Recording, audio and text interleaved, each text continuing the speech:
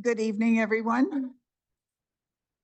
I would like to call this meeting of the Ottawa-Carleton District School Board on the 28th of January, 2025 back to order in public session. Acknowledging that we are meeting this evening on the unceded, unsurrendered ancestral homelands of the Algonquin Nation. The Algonquin people have been stewards of these lands since time immemorial, and they have graciously shared with us many of their teachings, including the grandfather teachings, which I hope all of us will remember as we proceed with our meeting tonight. Are there any declarations of interest from trustees? And I am seeing none. So I will go on to item 6 on our agenda, which is report from Committee of the Whole in camera. Vice Chair Milburn.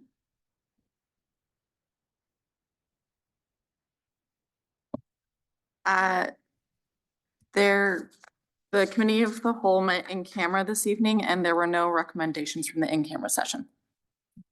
Thank you very much. That brings us to approval of the agenda. Is there a motion to approve the agenda? Trustee Nash, seconded by Trustee Lee.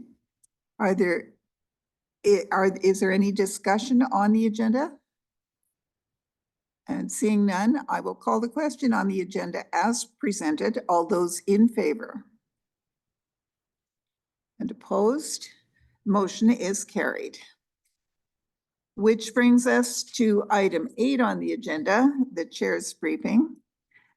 And I'm happy to say that the OCDSB's Learning Support Services is hosting an in-person resource fair for youth with intellectual disabilities and their parents and caregivers to learn more about how to navigate life after high school. The fair will be held on Thursday, February the 13th, from 5 p.m. to 8 p.m. At this resource fair, participants will have the opportunity to meet a variety of service providers in the Ottawa region and learn about programs available for youth with an intellectual disability. This is going to be a drop-in event, and advanced registration is not required. More details are available on the OCDSB website. And secondly, a reminder that this Friday, January the 31st, is a PA day for OCDSB secondary schools. There will be no school for secondary students, and early on centers will also be closed. That ends my briefing for tonight. Are there any questions? And seeing none, we can move on to the director's briefing. Director? Through you, Madam Chair. Good evening, everyone. Thank you. This year's Toonie Tuesday is on February 25th, 2025. The Education Foundation of Ottawa's Toonie Tuesday campaign has kicked off, and with your support, we're hoping to make 2025 the best year yet. Every dollar raised will support OCDSB students to access food, clothing, and meaningful activities and opportunities. You can invest in a student's potential. Let's unite to make a difference. More details are available on our website. A quick reminder of a few important upcoming dates. The cross-boundary transfer application period is still open until the 7th of February. The Middle French Immersion registration period also will take place from February 3rd to the 7th. And the Winter Night School registration is open until February 13th. More details on each of those important programs is available on our website. As a final reminder, the OCDSB will be launching its redesigned district and school websites and a new staff portal this Friday, January 31st, 2025. That ends my briefing. Thank you. And are there any questions for the director? And again, seeing none, we will move on then to the next item. We have no delegations this evening, but we do have to confirm the board minutes from the 17th of December, 2024. Do we have a mover? Trustee Dixon, seconded by Trustee Nash. Are there any errors or omissions in these minutes? And seeing none, I will call the question to confirm the minutes. All those in favor and opposed, that motion is carried. Moving on then to the next item on our agenda. Is there any business arising from the minutes of the 17th of December? And again, seeing none, I will call upon Trustee Milburn then to move receipt of the Committee of the Whole report from the 21st of January, 2025. Vice Chair Milburn.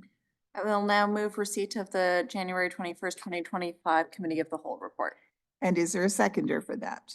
Trustee Nash? Are there any errors or omissions in this report? And again, if there are none, I will call the question on receipt. All those in favor and opposed, that motion is carried. And back to you, Vice Chair Milburn. For the first recommendation, may I please have a substitute mover for Trustee Scott? Trustee Nash? On a motion by Trustee Nash, which I will second, that the consultation plan for an active community engagement campaign to take place during winter 2025 regarding the proposed program model and support for students as outlined in report 25-002 be approved. And is this a consent item? If it is a consent item, we will be able to take the vote on that motion directly. And I will ask Manager Gatley if he could please open the vote in eScribe. Trustee Kaplan-Murth, did you have a question? Thank you, through you, Chair. When we're back on number 12, you asked if there were any questions about arising from the minutes, and I put up my hand. You didn't look around the room, you just moved on. So I don't have to ask a question, but I did raise my hand. And If there is something relating to that meeting, you could raise it under new business. okay, no, that's fine. That's fine.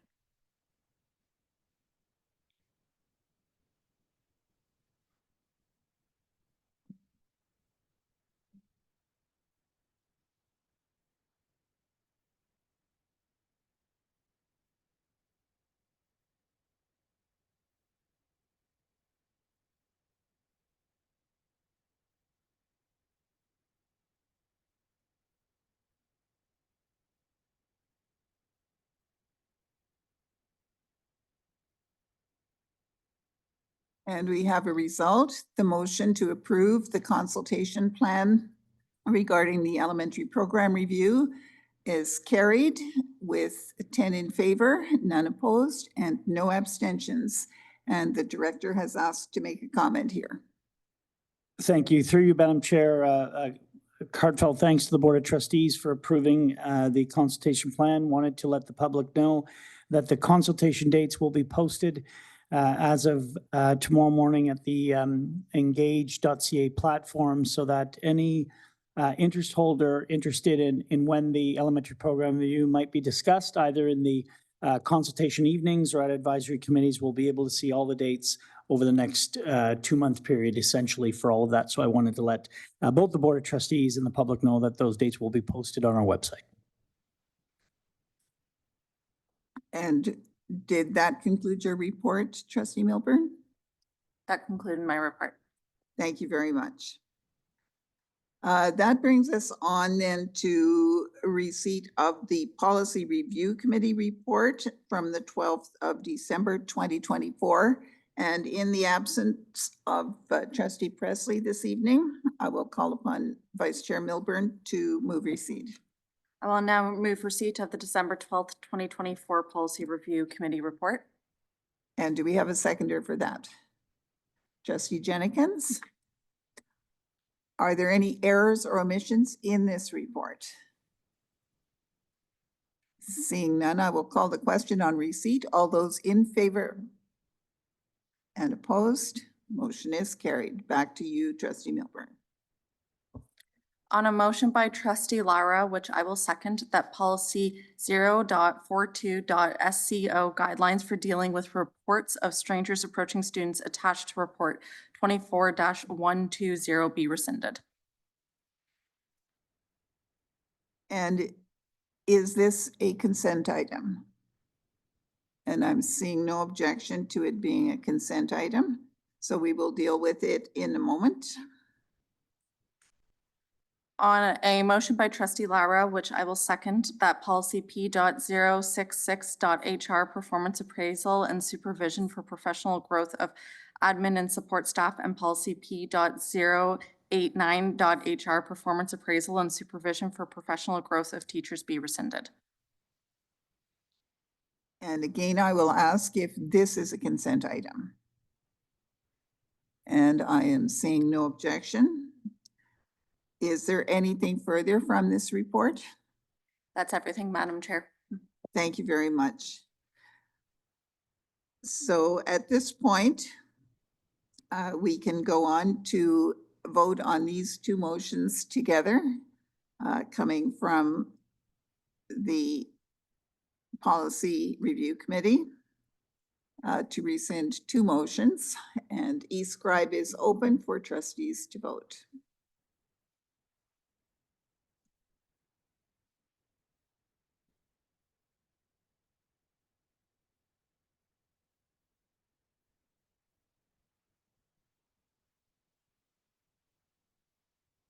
And we have a result. The motion is carried unanimously, 10 in favor, none opposed, and no abstentions.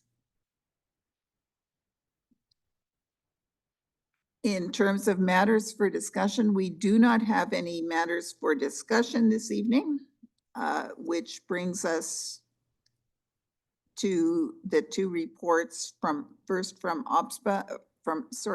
OSTA representatives from the Ottawa Student Transportation Authority. Trustee Lee, do you have anything? Nope. And with no report from OSTA, next question goes to Trustee Jenkins with regard to a report from the Ontario Public School Boards Association. Thank you, Chair Scott.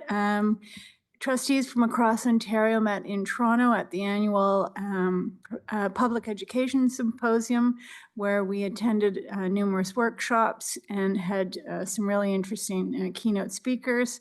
And so, as always, it's really an important opportunity for trustees to meet with each other and discuss all things public education. Sorry, are there any questions for Trustee Jenkins? And again, I am seeing none, which brings us down to the board work plan. And as you will see, there are always a few more things that are getting checked off. There are still a lot of things on our list to do. And if people have thoughts in terms of upcoming professional development topics or needs, please let me and the vice chair and the director know. Now, are there any matters for information? And I'm not seeing any. There are none attached to the agenda. Trustee Lara? Thanks. I know that we have just changed our procedure to post a start time of approximately 7 o'clock. I find it troubling that we are functionally finished the meeting before the time that we told people that we were going to be starting. I don't know if we can tighten that up or if something needs to be done, but it feels not in the spirit of public engagement to say we're going to be starting at about 7 o'clock, finishing our in-camera session a little bit early, and then being entirely done the meeting before 7 o'clock. So I'd like us to consider the requirements for public engagement and the posting of times and the relation between those two things. That's all. Thank you for raising that, Trustee Lyra. That certainly is something that we have been trying to grapple with in our planning of agendas. It is not always easy to predict how much time to allow for any in-camera sessions, and sometimes we have been very early, unexpectedly. We have also sometimes been very late unexpectedly. And we will do our best to try to manage that. And certainly keep in mind, because it is important for the public to be able to see in action. At least the good thing there is that the YouTube video of our board meetings will be posted, so anyone who has missed something can go back and watch the whole thing, including the parts they may have missed. But certainly we need to do some thinking about that. In terms of new business, is there any new business? And I'm not seeing any, which brings us to the end of our agenda. And I therefore declare this meeting of the board adjourned. We do have a budget committee of the whole meeting coming up.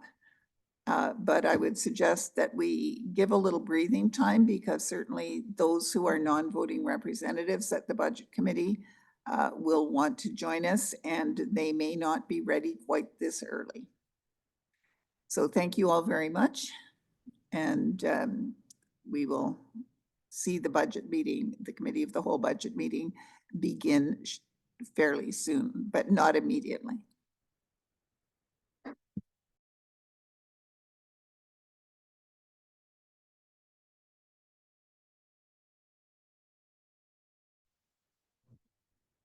Good evening and welcome to the Cow Budget Meeting of the 28th of January. I would like to call our meeting to order, acknowledging that this meeting is taking place on unceded Algonquin homelands. I would like to acknowledge and thank the Algonquin nations for their stewardship of these lands since time immemorial. In accordance with the Municipal Conflict of Interest Act, does any board member have an interest to declare? Seeing none, I would like now to move on to the approval of the agenda. Do we have a mover for the approval of the agenda? Trustee Nash. Does anyone have any changes or additions to the agenda? Seeing none, moving on to item 5, delegations. There are no delegations. Oh, my apologies.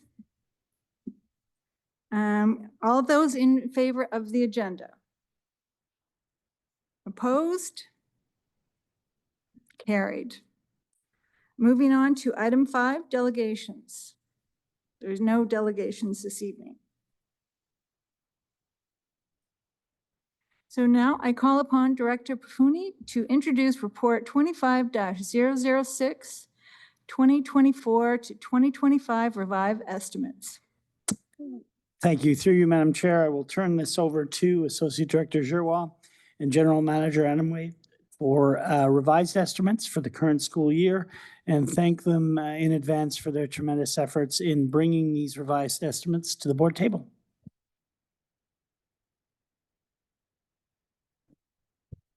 Through you, Chair, I'll just wait till they put the presentation slide up. There we go.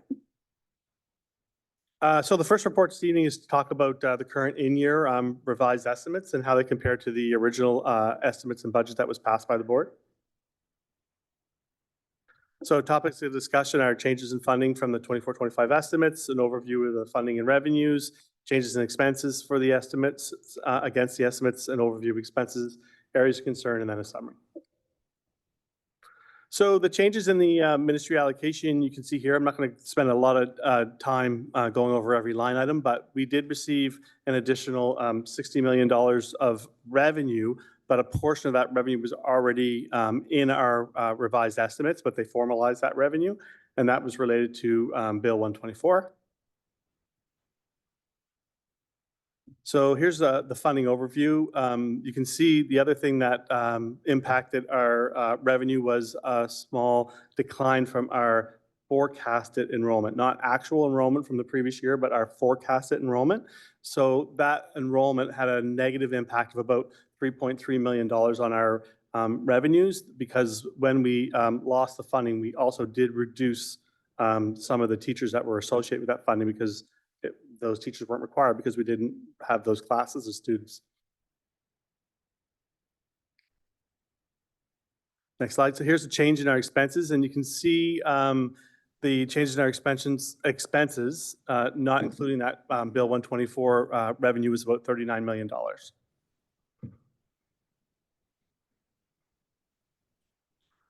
So here's our revenues versus expenses. And so we currently sit with a deficit of $4.2 million.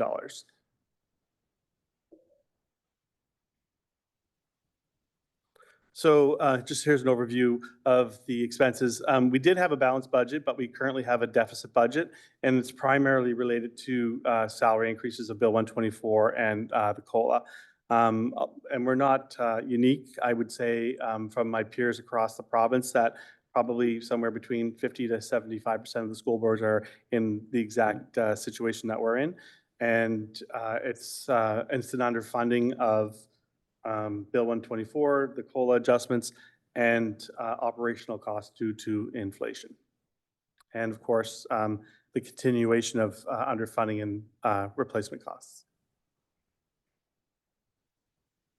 So areas of concern continue to be chronic underfunding and the areas that we have been talking about and that we've been talking about advocacy for, which are salaries, benefits, replacement costs, and inflation. And of course, the stagnant growth in ADE has been, something new since I've joined the board, because we have had many years of growth in enrollment, but we have pretty stagnant enrollment, and we're not, again, the only board across the province seeing that as well. And unfortunately, we don't have the surpluses to help kind of weather this storm. So it is going to come with reductions in expenses and maybe some of the services that we've been providing in the past. So the summary here is that we will do significant efforts this year to try to balance the budget as best we can. We are in a little bit of a hiring freeze right now, and we're only filling the most urgent and positions, or those that are related to the classroom or the core responsibilities of the organization. We have gone through and tightened our belt a little bit more and shaved the ice cube where we could. So we have identified a variety of different areas that we will try to generate savings to help better our financial position. But it will require our next budget to really have some significant systematic change that we have been trying to avoid. But I think we're at the stage now where there's just no more avoiding the hard truth of where we are from a financial standpoint, and that is going to require us to make some reductions in the level of service that we provide now, because the funding to provide this level of service just isn't coming from the ministry. And that is it. I'll open up to questions. Thank you for your presentation, Associate Director Jouard. I've now started a speakers list, and first on the list, Trustee Neely Kaplan-Murth. Thank you, through you, Chair. So I just want to ask, because my understanding is that we've already not had balanced budgets for a few years in a row. So what happens in terms of our being under supervision if we are not able to cover the projected deficit? So through you, Chair, that's a ministry question, because there's no set formula. Like I said, there's many school boards across the province who are in deficit positions, multiple deficit positions. We are under financial supervision. They're monitoring us on a monthly basis, where normal practice would be a quarterly basis. They do think that we are trying to take the appropriate actions to contain our costs. I don't think we're being irresponsible. And so they haven't exercised further controls or on us, but they have been talking to us about a deficit reduction plan and asking us what types of things are we doing to try to rebalance our budget. So they're monitoring us on a monthly basis, and what is it that they're looking for on a monthly basis? Because it's not clear to me what we would be doing differently on that kind of small time frame. Through you, Chair, I think they're looking at our expenses to see which envelopes are exceeding and whether or not there's drastic swings, or whether or not the trending of downward expenses.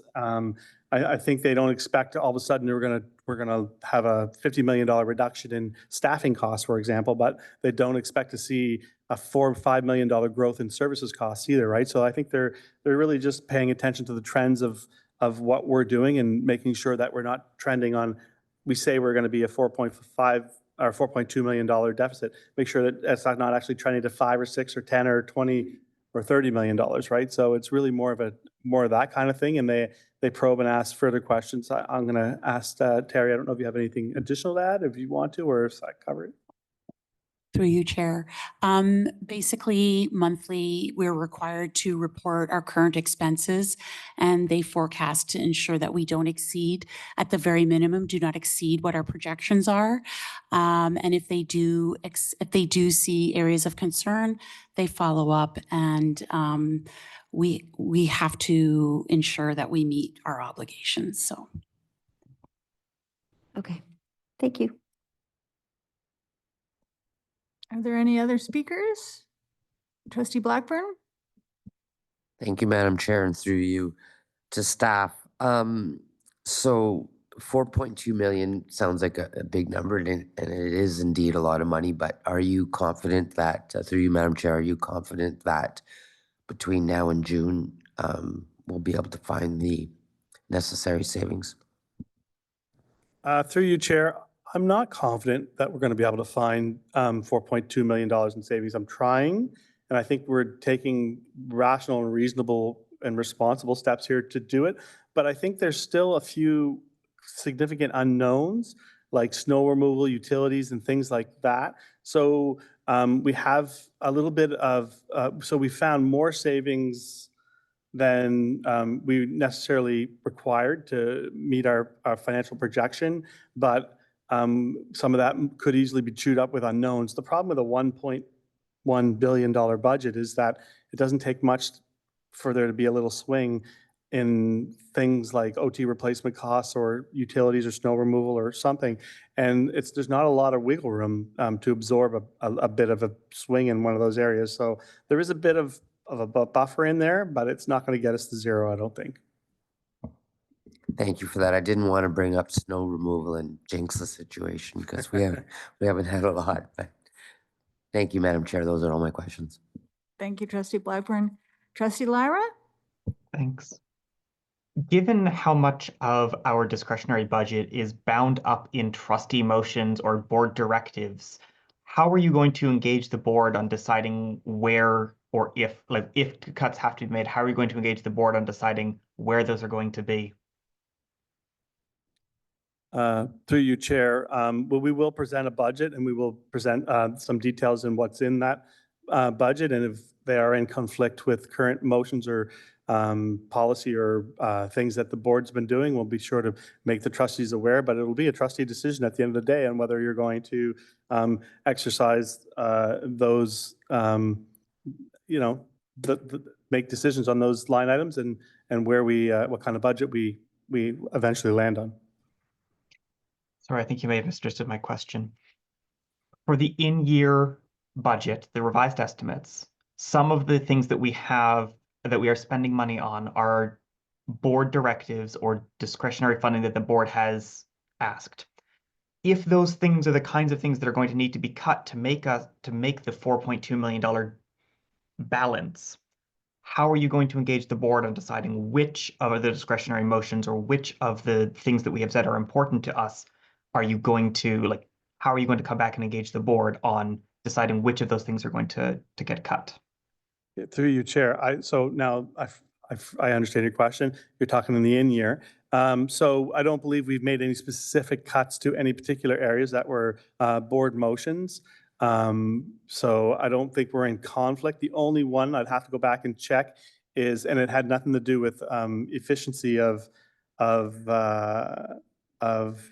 trying to find savings, but I believe that the greening pilot project is stalled due to other concerns as far as finding a vendor that could do the green bins. And so those savings would have been reapplied to facilities, but that's the only area. And it wasn't because we didn't want to do the project. It was we couldn't do the project because we couldn't find the vendor to remove the green bins. So there are areas that we talk a great deal about. We talk a great deal about the importance of equity. We talk a great deal about the importance of special education. We talk a great deal about a number of things, but they don't have specific board motions attached to them.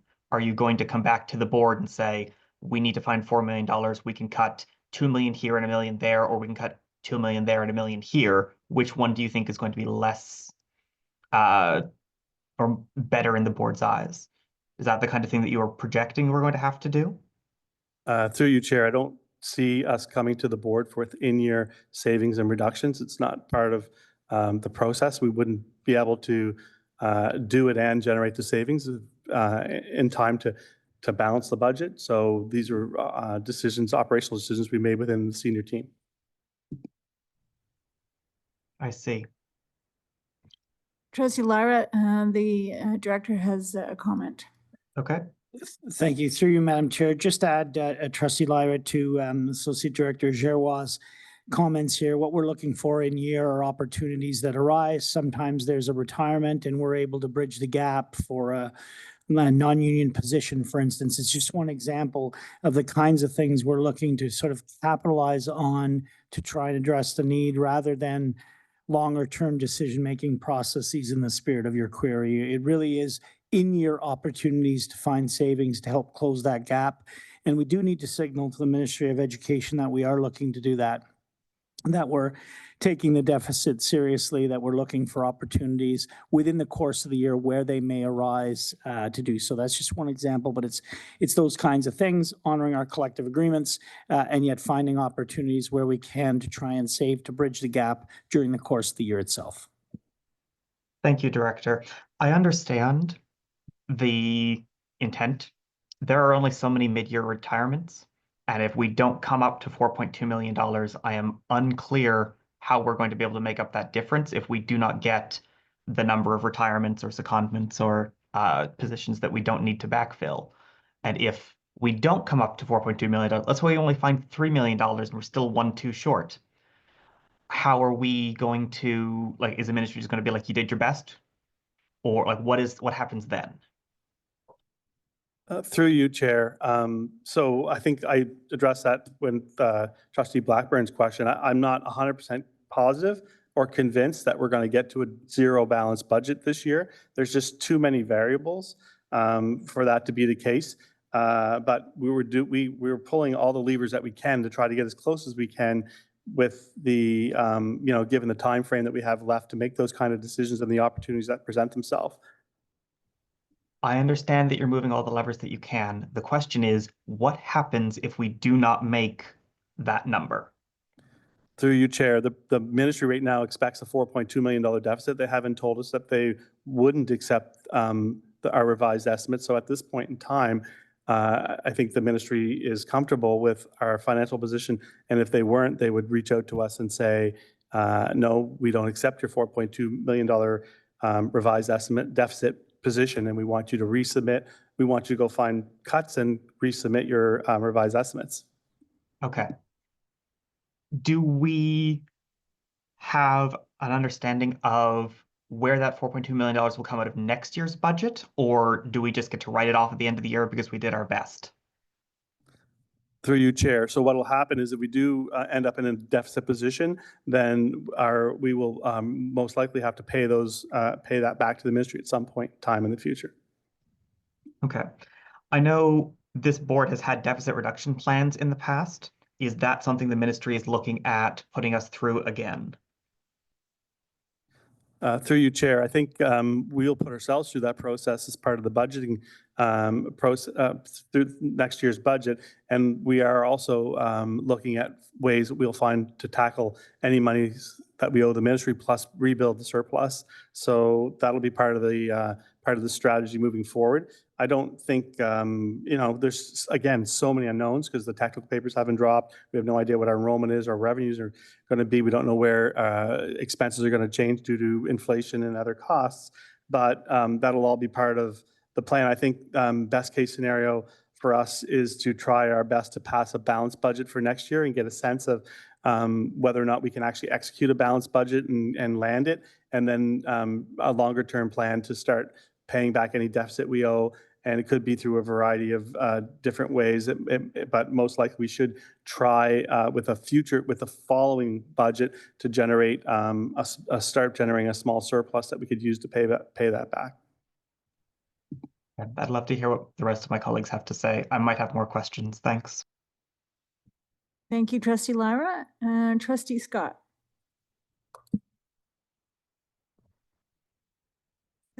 Thank you, Madam Chair. I think one of the big challenges here for us is that this was not expected. And certainly in conversations with trustees from other Ontario public boards, we're not the only ones who are in this situation by any means.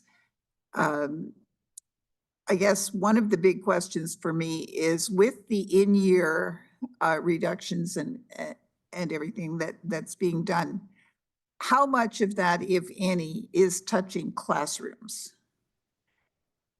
Through you, Chair. So we purposely, when we evaluated saving opportunities, we excluded impacts on the classrooms. Or if it was an impact to schools or classrooms, it would have been the reduction of an enhancement service or maybe a slowing down of, and maybe instead of a turnaround time of a day, it might have been a turnaround time of two days. So we specifically looked for areas that were non-classroom based, non-instructor based, non-school, no reductions to school budgets or any of those sort of things. It's just tightening of support services and looking at positions that support the schools and whether or not we could, take a pause in the service level that we're providing the schools or those sort of things. But it's nothing that is in front of students or student facing. So basically, there'll still be a sufficient quantity of construction paper for art projects and things like that.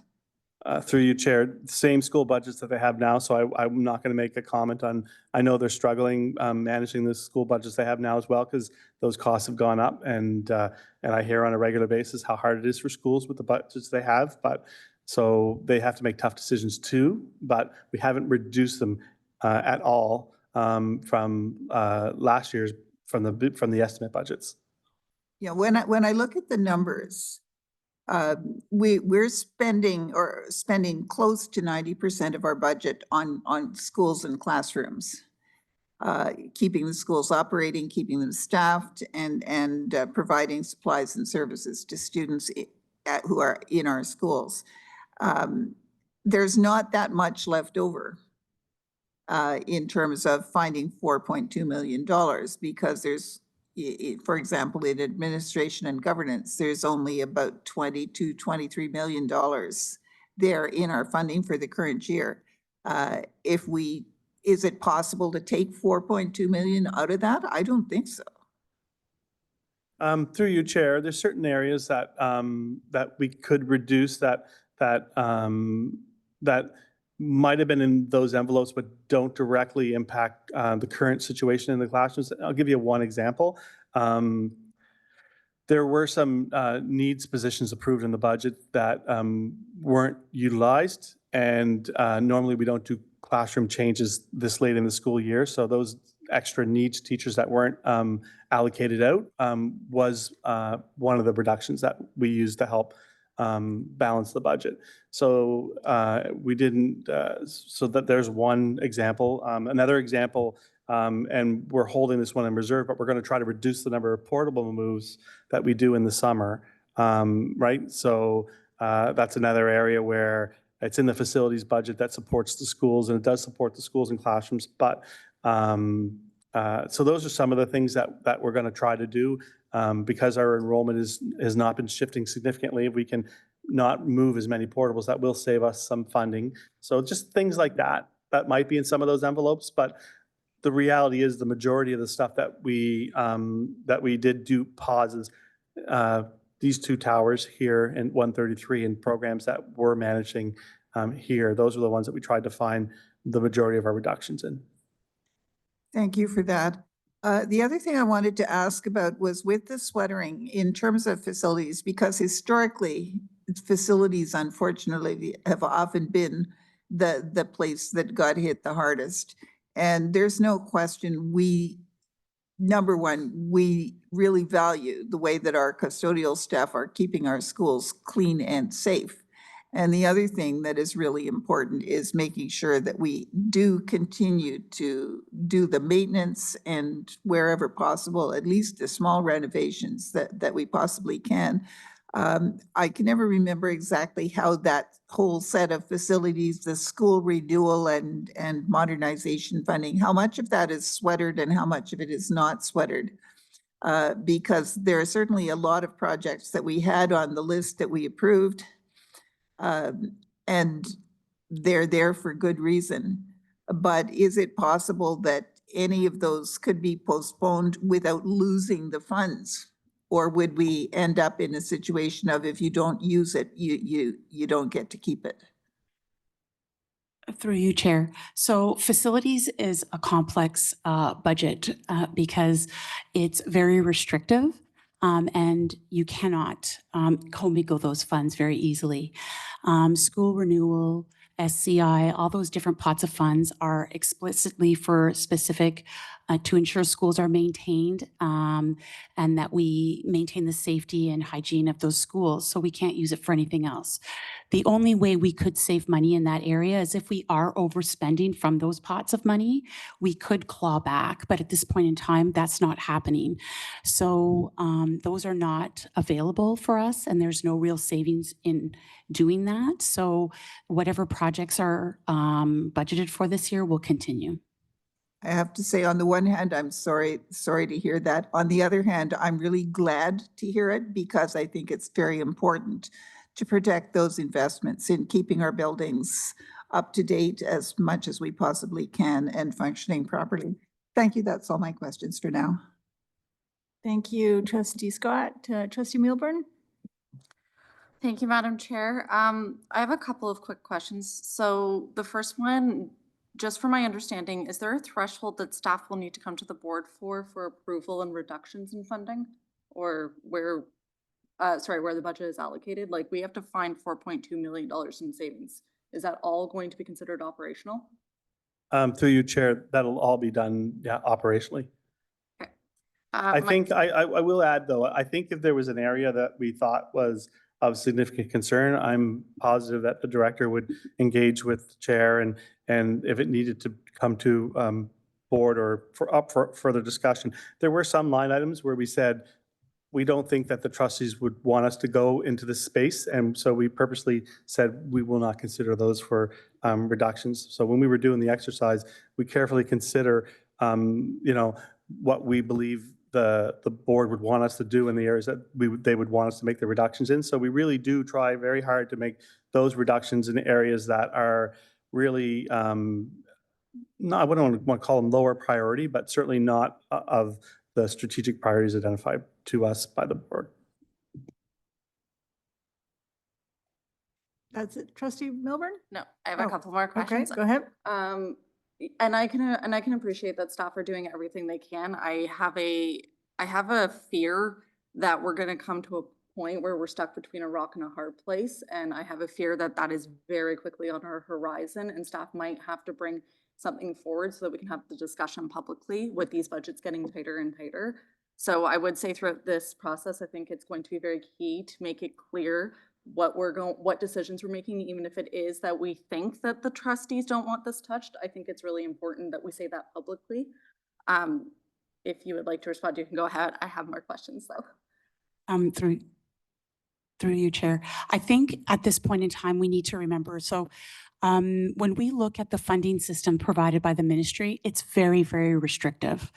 We don't have a lot of latitude on making those kinds of decisions. So yeah, there are going to have to be very difficult decisions, but we have to be mindful that the ministry's funding systems are restrictive. And so when we make these decisions to ensure that we're following those guidelines, and even if we have latitude in other areas, we need to ensure that we're making decisions that we can follow through into the next school year, because we don't want to make decisions to get to a bottom line that is not achievable in the next school year.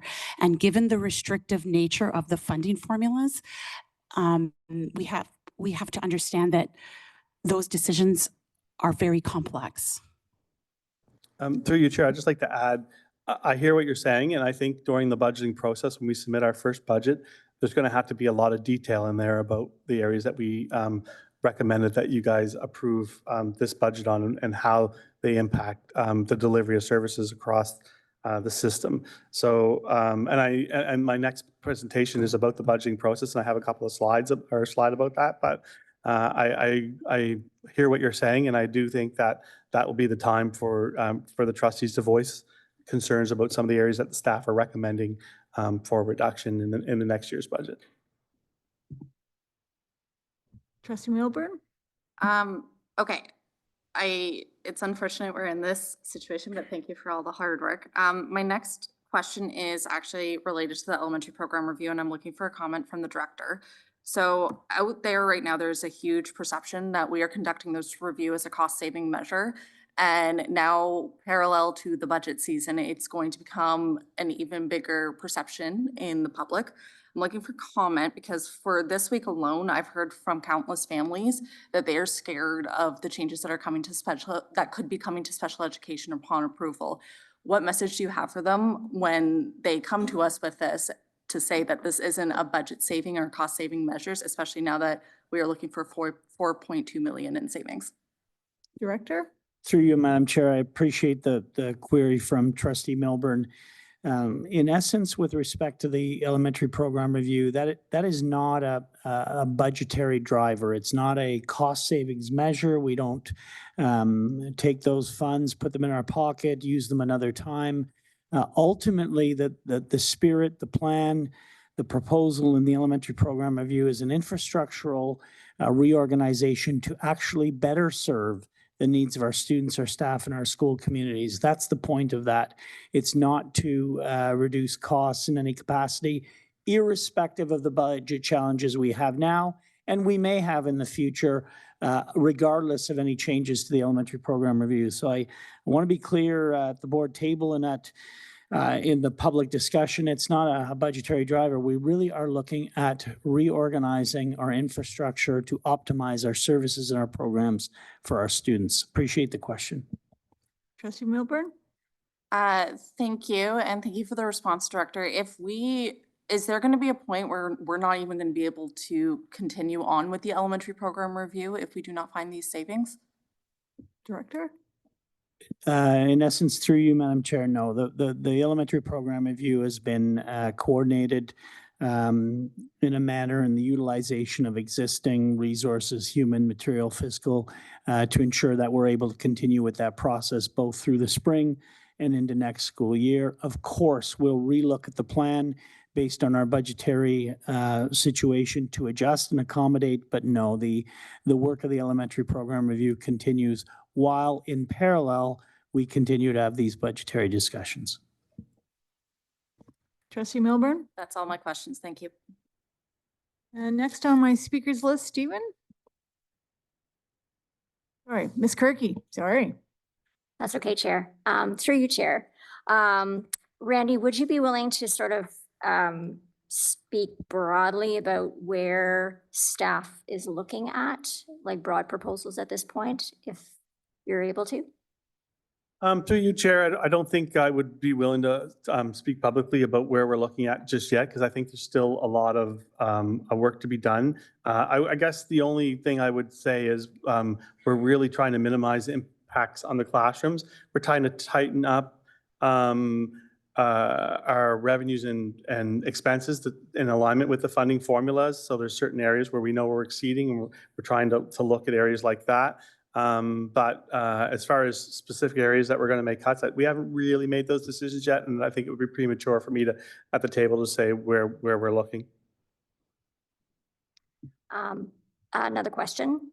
I did appreciate that. And so I wanted to go back to Trustee Scott's comment about looking at where the board has allocated most of its funds, and that 90% of our budget seems to be focused on schools and instruction. And there's not a lot of other places we can cut from. As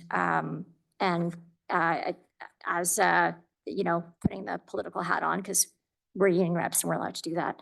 To refocus on the chronic underfunding by the provincial government. This year alone, $1,500 per student.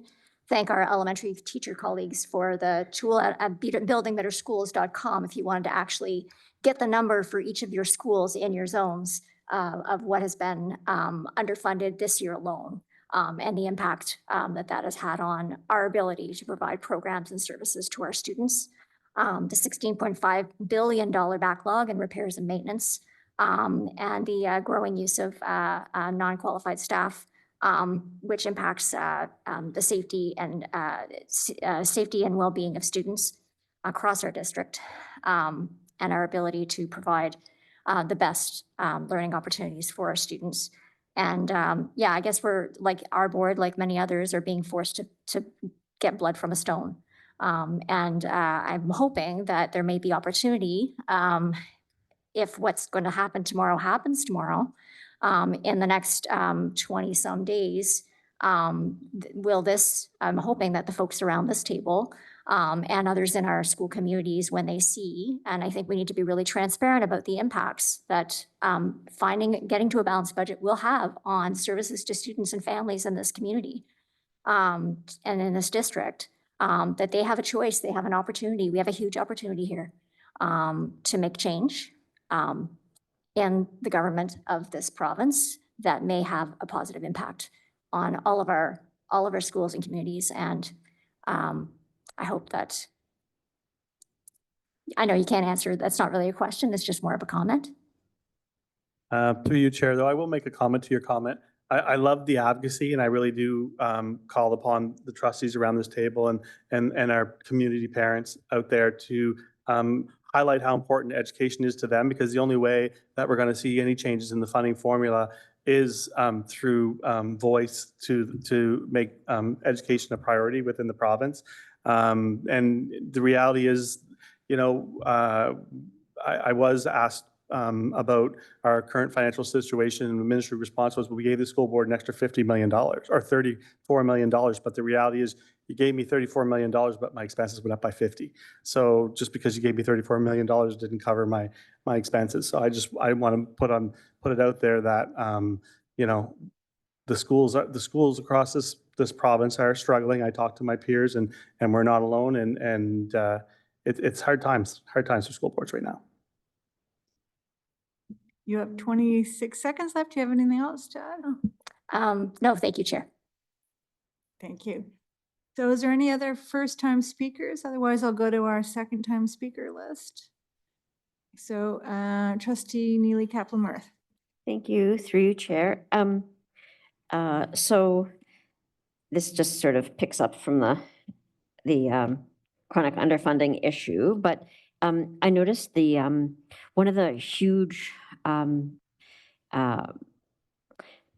differentials is the amount that we budget for replacement costs and the actual replacement costs. So, $32.1 million replacement cost and funding was $16.6 million. It's great that that was reduced by $1 million, although I am curious. I don't know if anybody can comment on how we saved that, because I think just as many staff are sick and on leave for good reasons. But given that is something that is going to continue, how are we going to deal with replacement staff costs in our next budget? Can we forecast that we will indeed have probably a similar differential in terms of the costs versus what we receive in funding? Through you, Chair, it was the number one area that I've asked the trustees and those who were in positions of responsibility within the school board to advocate for. And I do see that as a continuing chronic underfunding area within all school boards. We've been really lucky within our school board with some of the wellness programs and some of the additional training that we've actually been able to reduce the average number of short-term sick days that some of our members are taking. So the reason why that number has improved, I'm surprised it wasn't a lot more given the Bill 124 and COLA raises. It could have actually gone a lot worse for us, but we're actually seeing a reduction in some areas based on some of the programs and the hard work of our employee services team and principals and all those folks out there trying to connect with our folks and make sure that they're being taken care of and giving them the tools to do their job. So we actually have seen some improvement in that areas, or else we'd be in a much worse financial situation.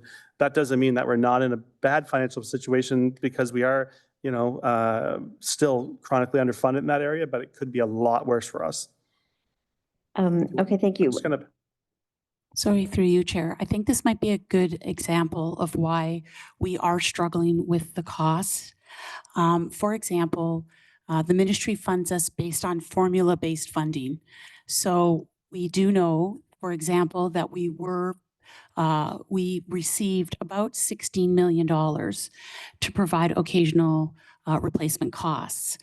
When Bill 124 was implemented, the only Bill 124 funding we got for those people was based on the formula. But we know we spend about twice as much on that. So anyone outside the formula, we were responsible for those back payments. So that's an example of how the restrictive funding formula is difficult to navigate, because we are responsible for those costs. And so we have to find a way to make that work. But I think that's a good example of what the restrictive funding line items means to us as an organization, because we do have responsibilities and we want to honor those responsibilities, but that means we have to find that money. Right. Okay, thank you. And that's a 52% difference between what, yeah, okay. I wanted to ask about you mentioned needs teachers weren't allocated. And that just rings alarm bells, because we worked really hard to make sure that we would have more funding for EAs. What are needs teachers, and what happened to the funding did we use all that funding for EAs? Through you, Chair, it's no link to EAs. So basically what happens when we do the academic staffing, we do it all based on classroom, and those teachers are allocated out to all those different classrooms. But there is a portion in there that we use for needs, because things happen throughout a school year. A teacher retires, a teacher goes out on long-term sick leave, pregnancy, a situation changes and they just need, so we hold back what we call a certain number of needs positions, and then we just use them to deal with, issues that arise throughout the school year. And so we didn't not address any needs that were identified and approved by the superintendents. And that was just a small pot of a couple of positions or FTE count that we could have allocated out, but we didn't. And then because of where we were in the fiscal year and we weren't going to start changing classrooms, we decided to, and then we do this every year. It's actually a regular occurrence where we take whatever's left in the needs and apply it back to any pressures or budget. Oh, okay, perfect. So those are needs that just didn't arise. I understand. All right, I have no further questions. Thank you. Thank you, Trustee Kappelmuth. Trustee Lyra. Trustee Milburn got my question, thanks. Are there any other speakers to the report? Trustee Scott.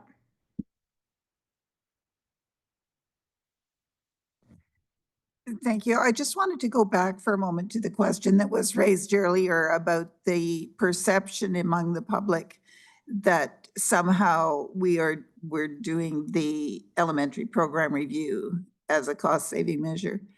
And having been on the board, and I'm not the only one who's been on the board for more than a couple of terms, the idea that we needed to have a really good look at our elementary program framework has been kicking around among at least two previous boards, and discussions probably started even earlier than that. So perhaps for as much as a decade, we've been saying we are going to have to take a good look at that. And indeed, we probably would have had a good look at it. We're talking about doing it. It was just about on our work plan in 2020 when all of a sudden the pandemic came along, which sort of pushed it off to the side because there were far more urgent things that we needed to deal with at that time. But like most problems, the problem hasn't gone away. And we see now that we have the data coming forward and the great analysis that our READ team is producing, looking at the disproportionalities for different groups, looking at, where are we seeing success? Where are we not seeing as much success? Are kids in the right pathways, or are they getting all of the opportunities that they should have? And when you start looking at our internal data, it's pretty obvious we do need to do something about this. And it has really basically nothing to do with the budget per se, except that if the way we're using our dollars right now is not doing what we want it to do for kids, can we do it better? And that really is the bottom line question. Thank you, Chair Scott. Stephen? Thank you through you, Chair. Thank you for those comments, Trustee Scott. I just want to take this opportunity to remind us all, I think we maybe know this, that every dollar spent on public education has a $7 return on average, and possibly more. And that the cuts are actually closer to $1,600 per student based on 2018 levels. The government states they're spending historic amounts of money in public education. So we have that narrative, and then we have the numbers that tell a different story. So I think those are the conversations that I think we need to have with our colleagues and with our friends and family. So when we hear language like finding efficiencies, generally that's meant to us that it's cuts. That's a polite way of saying we have to cut. We've got to find things to cut. Efficiencies and I don't know, explain to me what efficiencies are when we know that students aren't getting enough, that many students have to go without unless their parents are going to close the gap for them. I think, what we're going to see is language like, are you sure you're sick? Sick because of the challenges in the classrooms, the violence that teachers face each and every day. We're just going to dig the hole deeper. I was having a conversation with a member today about how do we not think in at least 20-year blocks of time. If we really want to bring that, bring to life that investment and that great return on the investment, then we need to bring initiatives up front. And we need to challenge the systems that exist right now that think in these 4-year blocks, because we will never get out of the hole if we don't. That's what teachers know. That's what frontline workers know. And not just teachers, but healthcare workers, grocery store clerks, and so on and so on. So those are the challenges that we all face. And, sometimes we have to pay up front to get what we want, and we have to tell that story. And this is the time to tell that story, because this is the time to hold our politicians to account. And so I'm going to be part of that, and I hope the rest of you will too. Thank you. Thank you. Any other speakers then?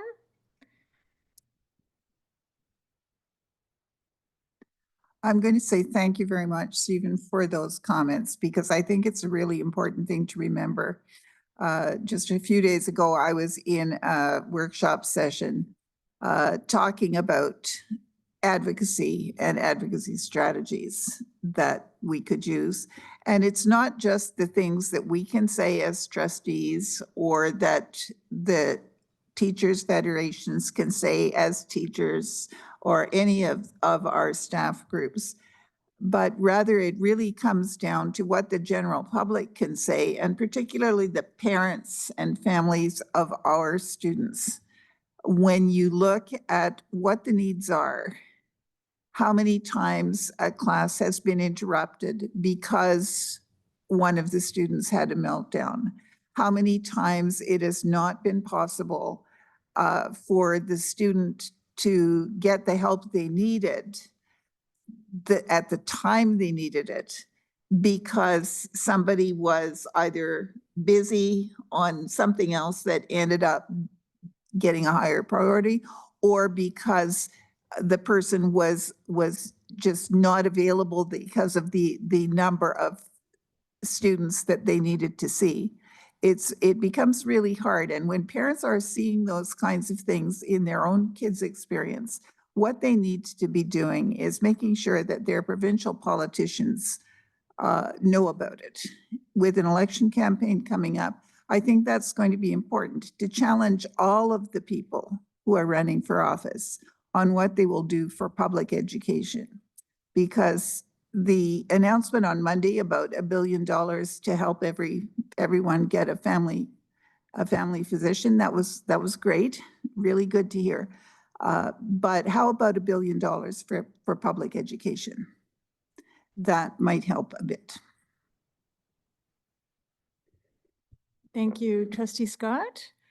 So we're going to move on now to report number on the agenda 6.2, report number 25-007, 2025-2026 budget process. Through you, Chair.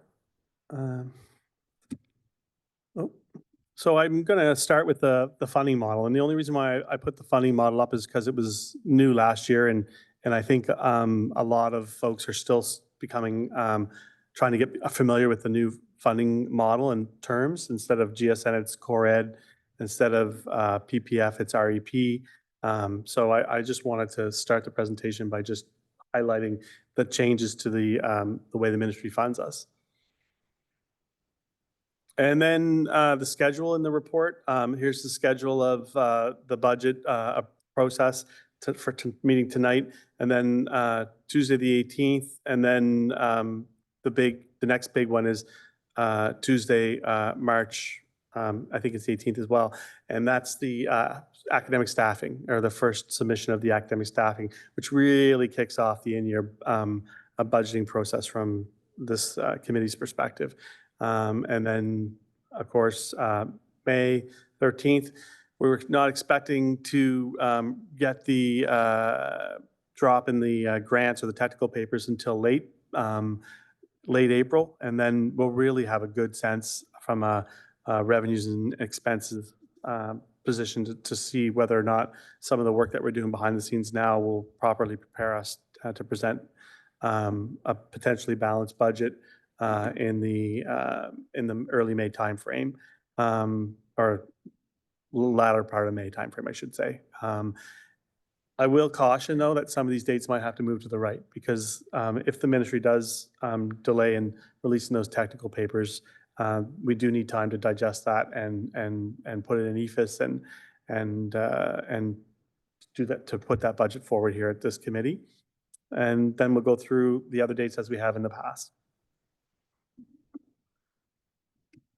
So the landscape, just want to reinforce that we have had, if we do finish this year with a deficit budget, it'll be the fourth year of deficit budgets. We were informed by the ministry already at the conference not to expect new funding. Be conservative in your budgeting.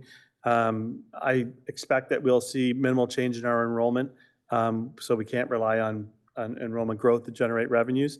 And I forecast right now, based on that scenario, that we must find between $17 to $20 million in savings to balance the 25-26 year budget.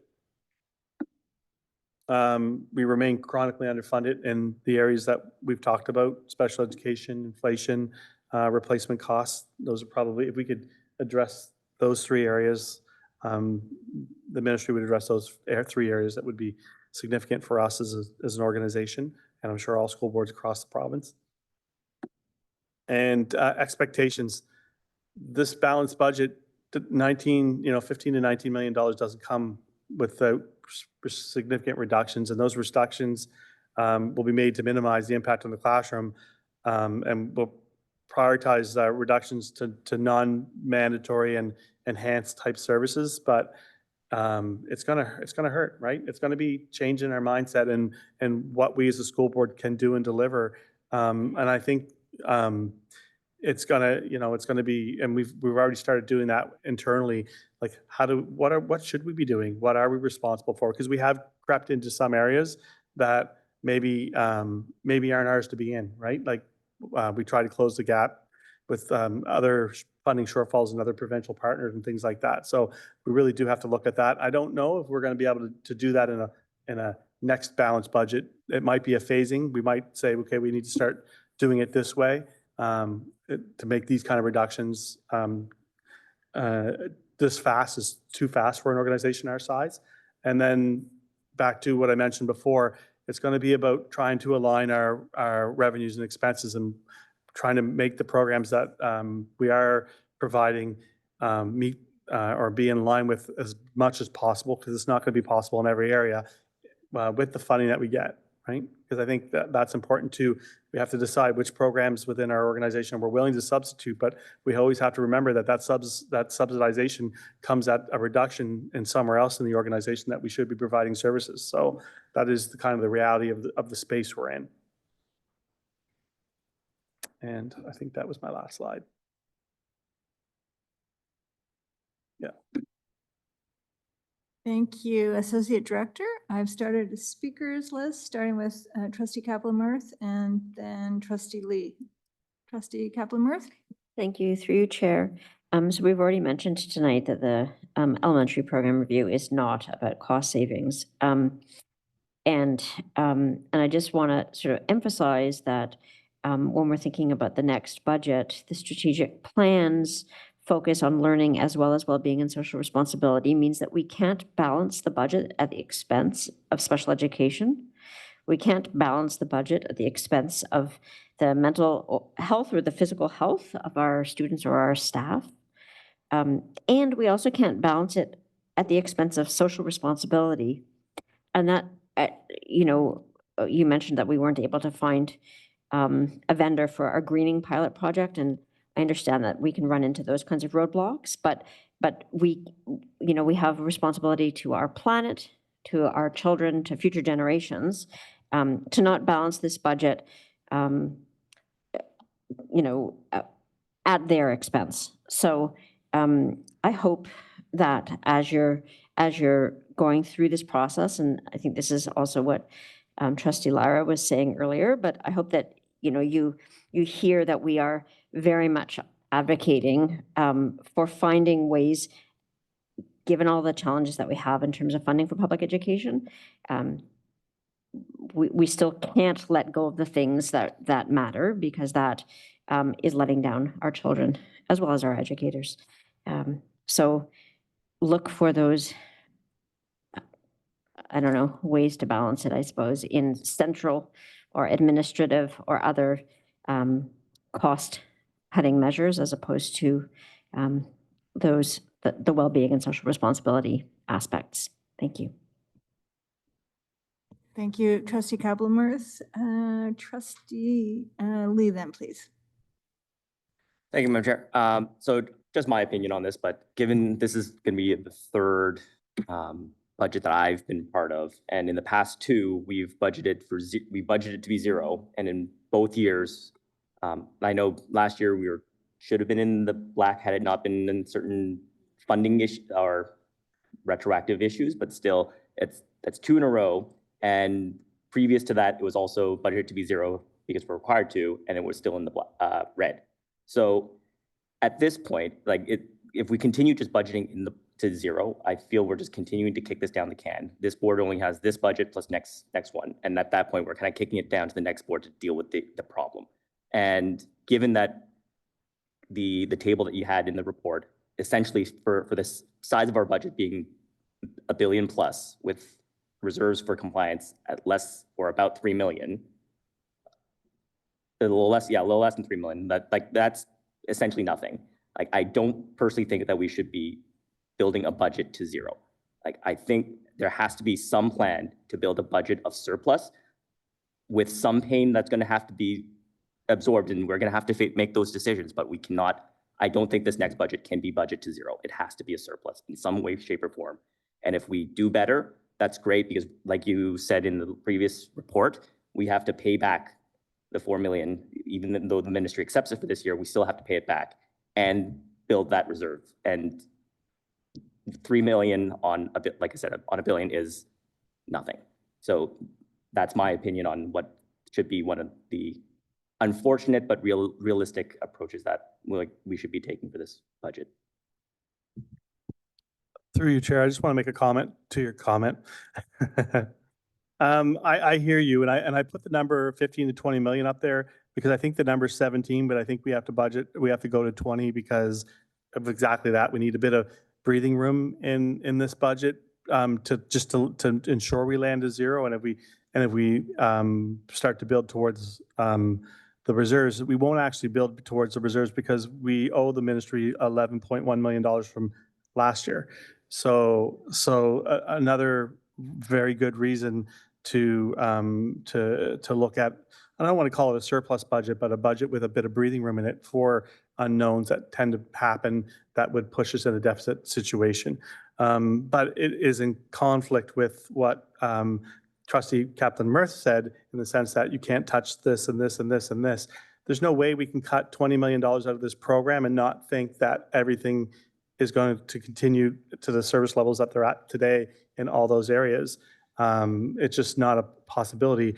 As Trustee Scott mentioned, 90% of our resources are tied towards some of those programs. The 10% that's left in the other pots have sweatered and restrictions and things to them as well.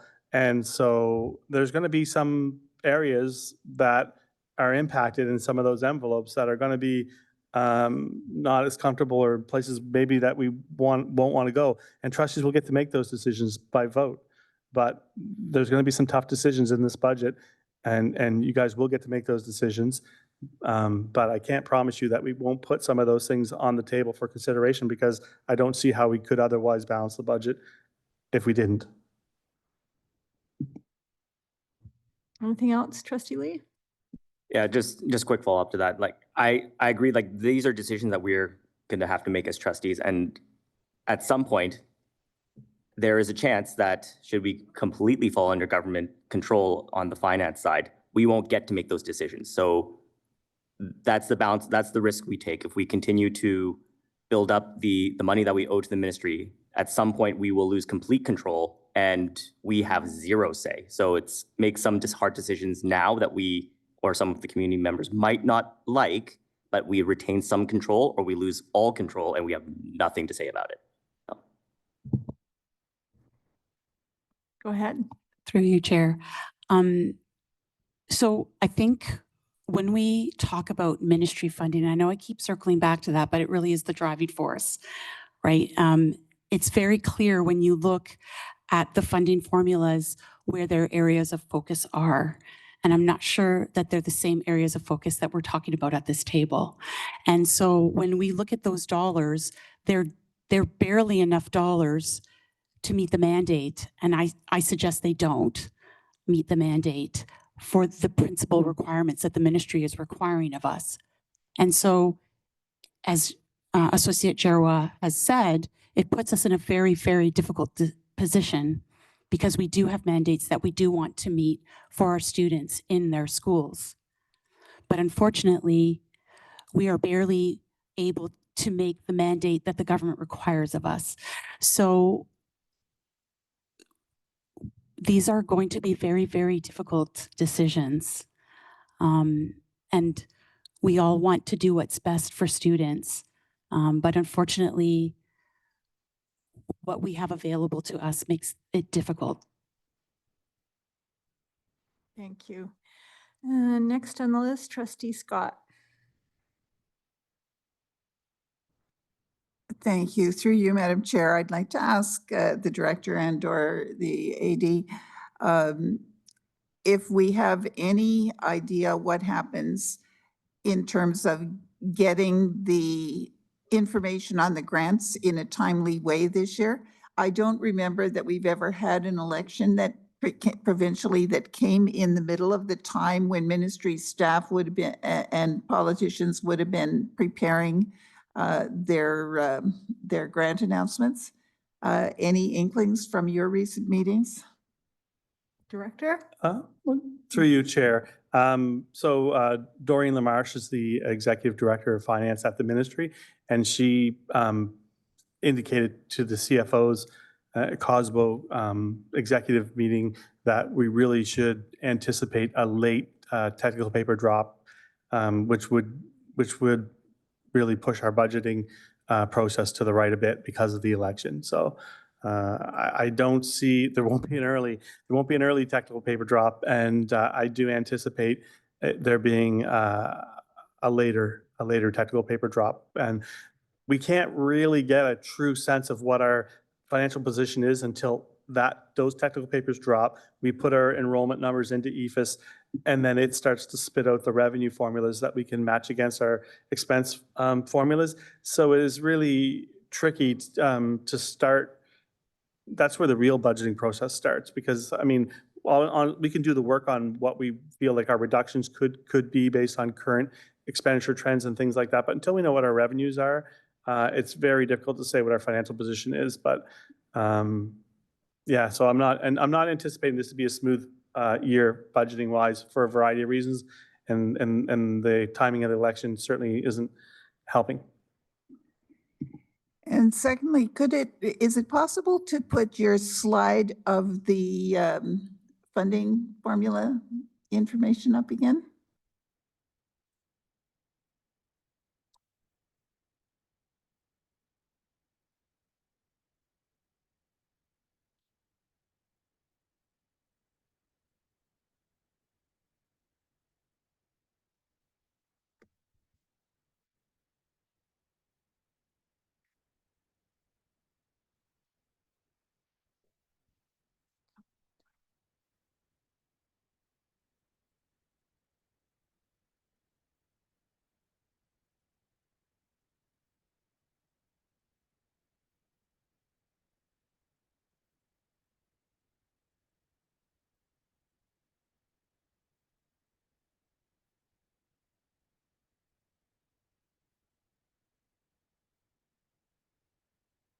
That's exactly the one.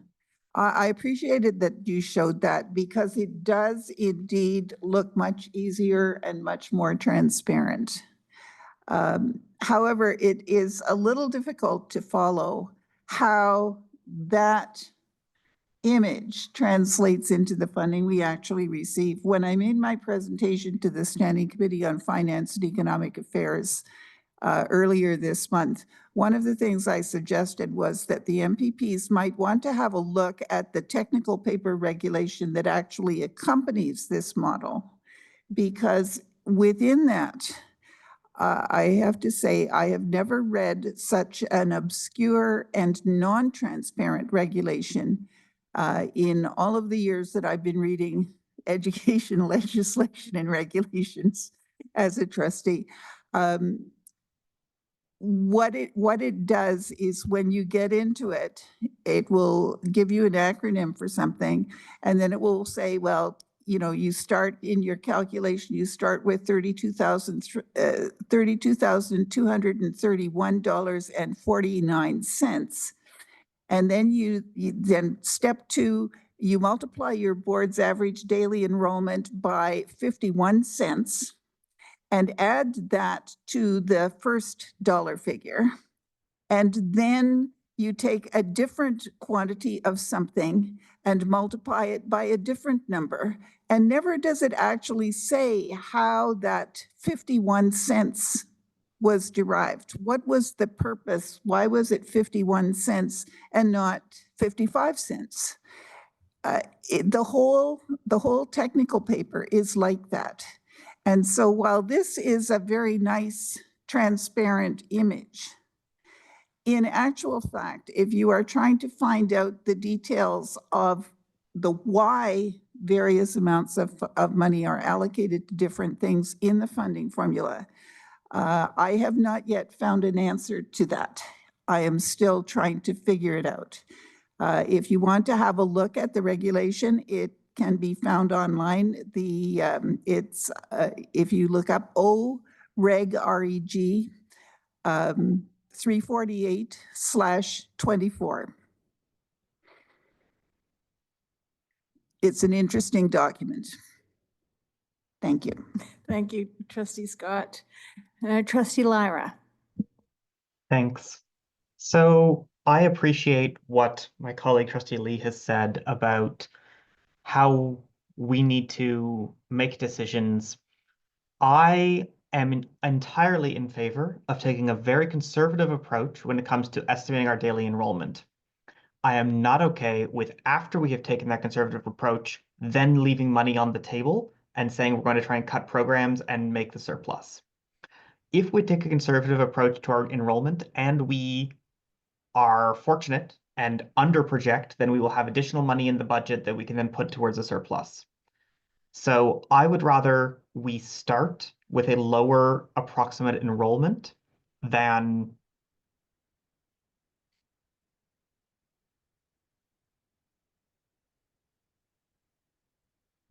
Did we lose you, trustee Lyra?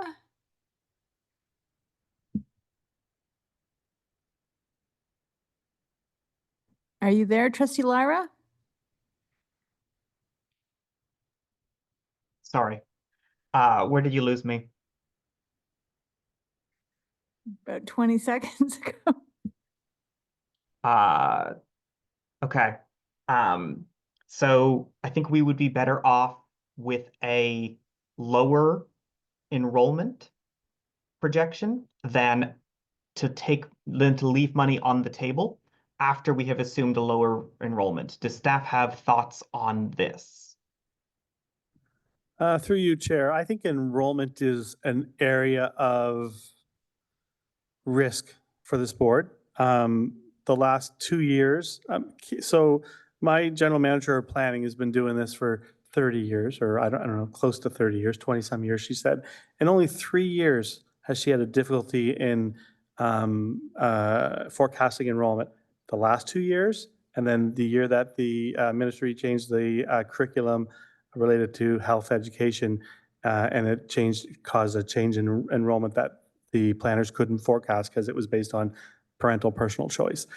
So the estimate that we give for enrollment,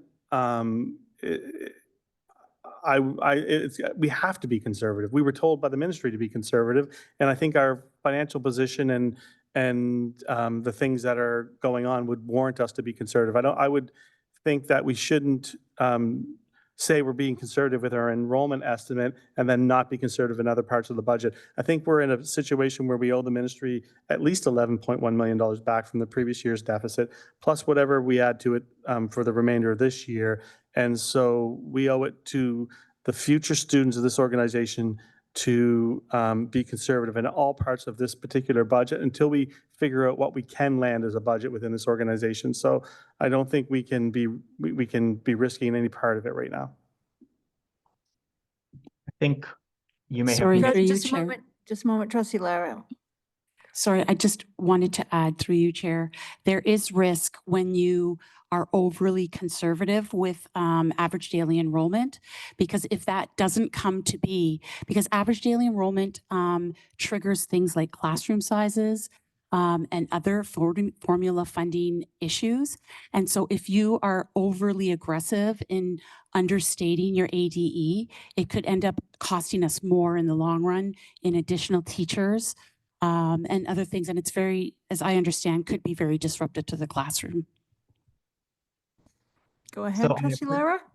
I appreciate that, but we have projected 0 enrollment 2 years running, and we have had negative enrollment growth 2 years running. I don't want to hear people say 0 is a conservative number because it's 0. We have the possibility of being a declining board. And if that is the case, then we should be accurately projecting a declining board and saying, we are 75,000 students this year, maybe we're going to be 74,500 next year, and work from that assumption.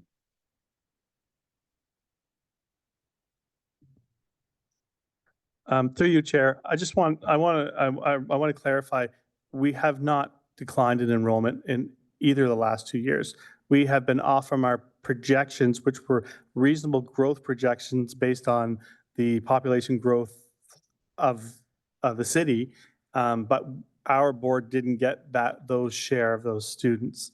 And we had some students come to our board, some students leave our board, and we have historically gained students throughout the year as well in the changing demographics of the types of students that do come to our board. So, I think the landscape of enrollment projections is changing for this city.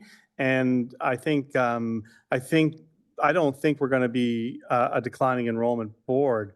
I just don't think we're going to be a growth board. And I think a reasonable, instead of forecasting any growth, if we just forecast it to stay steady, unless my manager of planning, who is way more experienced than this, and I really don't want to put a number on the table right now, so I just want to caveat that she'll come to me with some really good recommendations, and she's really good at doing this enrollment forecasting stuff. And so when we do put an enrollment projection forward, it will be with her 20+ years of experience doing it, and based on the current situation for the last 2 years taken into account. The one area that could impact the board could be EPR. It's impossible to forecast what effect something like that might have on enrollment. Like, it's just impossible to know what the general population will feel about that, and hopefully through the consultation process, and we can get a sense of how the community is reacting to the changes that we're proposing to make. The Anytime. director, Trustee Lara, the director, would like to add something? The Associate Director's made almost every comment, and I want to return to 2 points. One, I think there'll be a lot of energy and synergy coming out of our elementary program review that'll serve this district well if approved in the future. The other one I just want to stress, and I think General Manager Adam Waite shared it, we're going to be bringing difficult decisions to the Board of Trustees. We don't want to overdo that because it could force the hand of the board to make some decisions that would then not be easily reversible at the end of the beginning of the fall, the end of the summer, or throughout the course of next year. So we do have to bring as balanced an approach to the Board of Trustees as possible, taking into account all of the valid points Trustee Lyra and others have made around the table. But we don't want to make that extreme for the Board of Trustees. It's going to be challenging enough. Thank you, Director. Trustee Lara? Okay, I'll put a pin in enrollment. We can come back to that. I do want to talk about the board making decisions. So I've heard a couple of people around the table say the board will have some decisions to make. I would like somebody to explain what they believe a decision of the board might look like. Director? Through you, Madam Chair, as the board well knows, much of the budgetary process for the district regulates itself. It's formulaic in nature. We have collective agreements we adhere to. We don't play games with that. Much of what we bring in front of the Board of Trustees is fairly well established, quite frankly, at a provincial level. Where there is discretionary funding, and I think Associate Director Gerwan and General Manager Adams-Waite spoke to this, we are looking at spending time right now, as recently as this afternoon and most of the morning, rethinking some of the ways we provide some of our central supports, not to sell out the future, but to make good decisions, sound decisions now that might be difficult, but that hold the long-term vision of the organization and the support of our students at the forefront. Having said all of that, there are some areas that we continue to fund and overfund that aren't in our purview, for which we don't get a dollar from the ministry, and for which, to be frank with the Board of Trustees, there are motions on the table having been put forward by board members to say, do this irrespective of your budgetary piece. We'll be bringing some of those back to the board to reconsider because we don't have the luxury, and I don't mean any malicious intent. It's all in good spirit of serving students, but we may have been in a different time and a different place when that motion was passed. Again, it comes back to what Trustee Lee is speaking to. We're asking the Board of Trustees to make some difficult decisions.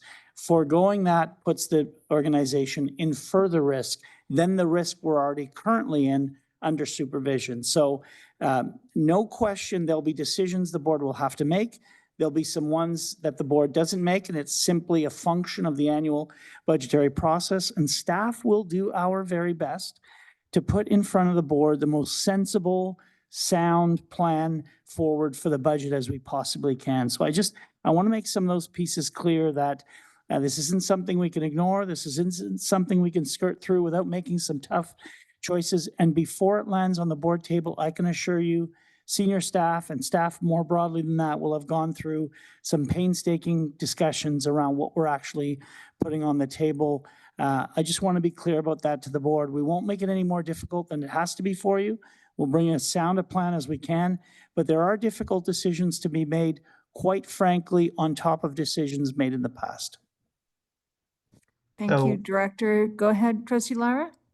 So when I was asking what those decisions will look like, my question is, if you need to find $20 million worth of savings, or if we need to find $20 million worth of savings, are you going to bring exactly $20 million worth of savings to the board and say, these are the cuts? Or are you going to bring $30 million worth of potential savings to the boards and say, pick 20?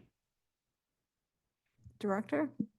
Through you, Madam Chair, we'll as staff be as respectful and sensible with respect to the governance and fiduciary responsibility of the Board of Trustees as we possibly can. There are times where, unfortunately, we can't bring forward 80 million to say, pick the 20 you want to cut here and keep these 60. It's not that luxurious as a process. In fact, it's often the other way around, where we can only bring you 16, and then we got to try to scrape and struggle to find the other 4. So I don't want to falsely say to the Board of Trustees, you're going to have a buffet of things from which you can choose cuts from. We're not that luxurious, as I said, and I would say that's all of the education sector. So I just want to not set up a false expectation that it's going to be a plug and play, pick and choose. We'll do our very best to give the board choice when there is reasonable choice in front of us. And when there's not, we'll bring you in a rationale as to why we haven't. Thank I you, guess my- Director. Trustee Lara? I guess my question is how you consider those to be choices. If you bring us 16 million and say, we found 16 plus 4, here's the 20 million you can cut. That's not a choice for the board to make. That's a staff saying, please approve this 20. If you're looking for the board to actually make choices, I think you would need at least 25% more than the number you are looking to cut to let us have some ability to work on making decisions to represent our communities. Appreciate that. I'm going to turn it over to staff. They have more detail, but our budget lines are tremendously sweatered. The degree of flexibility is very, very, very tight. I understand the spirit, Trustee Lyer, what you're saying. I don't think we have that kind of wiggle room. In fact, through the process that Chair Scott mentioned, it seems less and less than ever before. But I'll turn it over to staff in the event there are all kinds of choices for us to select from, but I don't believe it to be the case. Through you, Chair, the director said it perfectly. We'll be lucky to find $16 million and scrape and to find the other 4. There's no way we could do an additional 25% on top of that. If we were, they would be disingenuous type options that we knew you wouldn't choose in the first place, because just the planning and execution of the reductions that we're going to be proposing in this budget take months and months of staff work to do. Months and months of planning and phasing and figuring out the impact on families and different parts of the organization, trying to unwind it.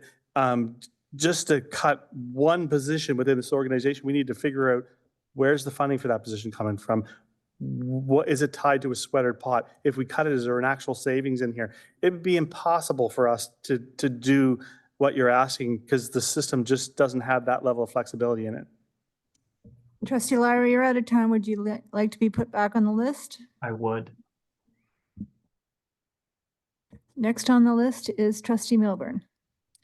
Thank you, Madam Chair. I'm not sure who's going to want to answer this, but with this budgetary process this year, is there a plan to put this budget and all the accompanying documentation on Engage OCDSB? Through you, Chair, yes, we're absolutely planning on using Engage OCDSB again this year. Fantastic. As a big believer in public engagement, I think that is a really good tool. So now I'm going to ask a couple of questions because I have a vision of what I think should be on this page to help explain our situation. And I'm looking for the director to answer. So first one, Director, do you believe that we are underfunded in public education? Director? Yes and no. I would like you to explain the no then, please. There are areas, funding sources for which I feel we get adequate funding to do the work. I'll give you an example.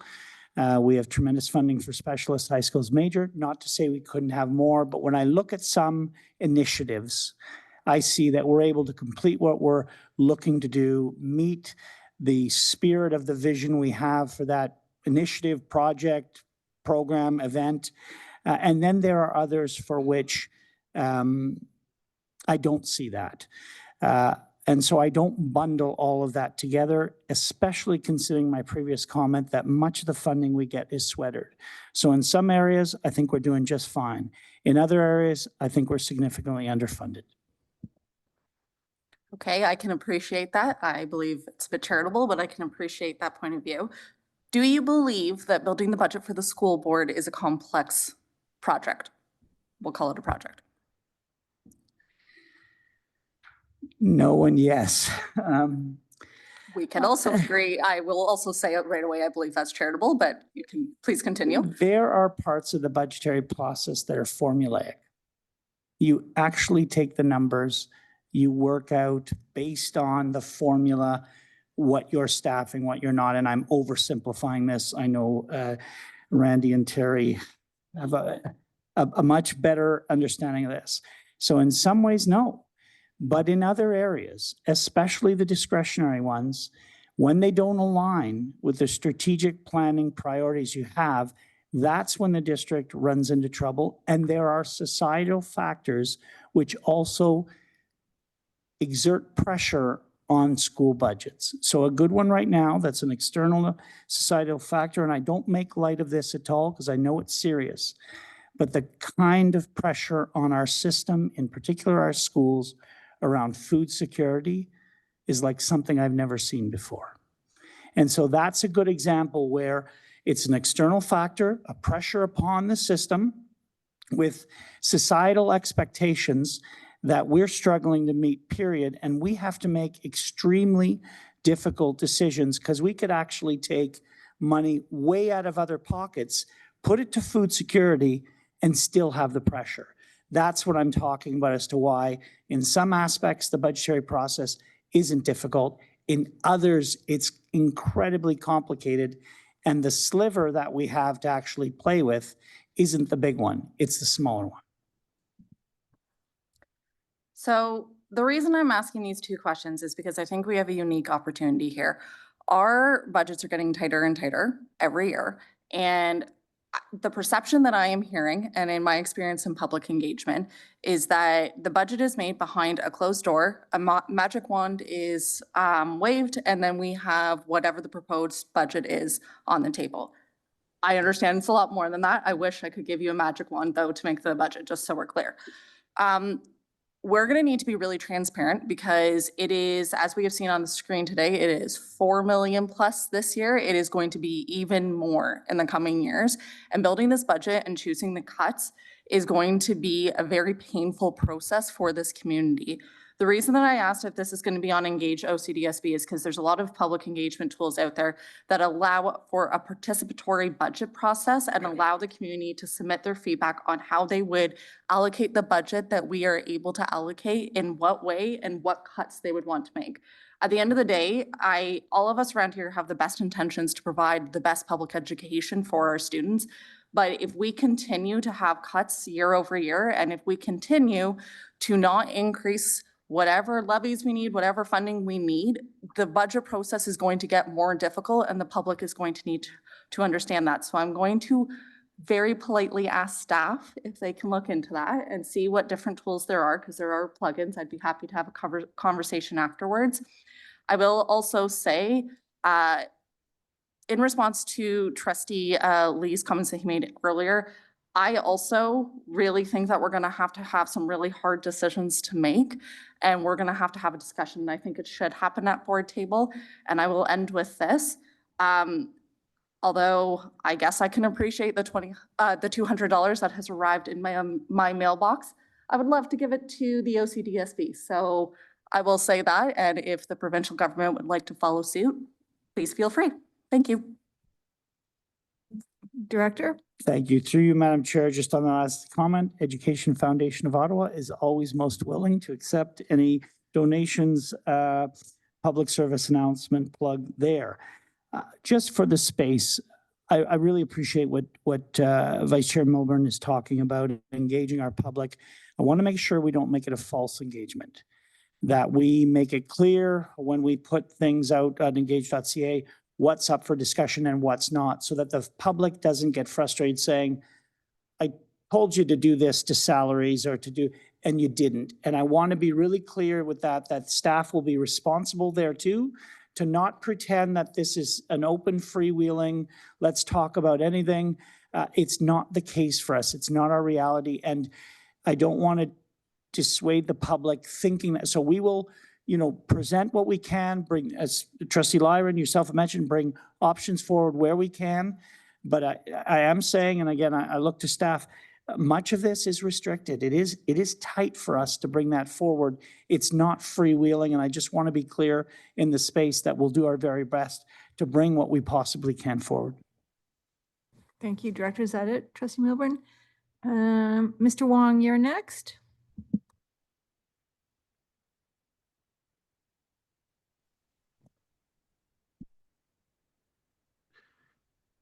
Through you, the chair. In continuation with Trustee Lee's bringing up with the cuts, the need for it. My concern is that to help with decision making for the trustees and the direction is the need for, and to help with communication with stakeholders too, is having a rich framework and yet simple at the same time is for decision making in terms of where to make the cuts and even opportunities for strengthening the programs and the management of the programs is like what kind of what to be cutting and where what should to make it less painful and what could be more efficient and to strengthen. For example, one key area is that where, as earlier mentioned, about resourcing, because if students are certain students certain changes to programs can affect where students are more students can come to the school board or not. So that's, and certain factors can introduce more students into the school and certain can reduce students into the school over a year. There's quite a bit of factors. So identifying clearly what those factors are and how decisions in terms of cuts can have an impact, and having that clear in mind in terms of the framework when making these decisions, and having overall strategic alignment with the educational mission, regulatory and compliance, impact on critical services there, a return on investment, efficiency, again, so stakeholder communication values, long-term and short-term impacts, so the trade-offs regard that, risk mitigation, and then scalability and flexibility. So these are just starting point. And then at the end, the student, and then balancing as earlier in terms of special education and inflation and replacement costs, these within that framework. So I bring that as a question: how can we do this in terms of a framework to help the trustees make those decisions? Director? Really appreciate, Mr. Wong, through you. Great to hear from you. I think you've faced a half a dozen really key points. What I'll ask of staff, and they do it every year so well and so thoroughly, but to bring forward the context around where budgetary decisions aren't, so to speak, in our control. where there's partial control and where there's sort of full control in the spirit of the kind of framework approach that you're talking about. I really appreciate the points on risk mitigation. You can make an easy decision right now that has a significant long-term consequence. We have to be careful about that. Even decisions that appear to be irresistible, so to speak, but have a consequence down the road. I think you've raised a number of good points along with the strategic alignment.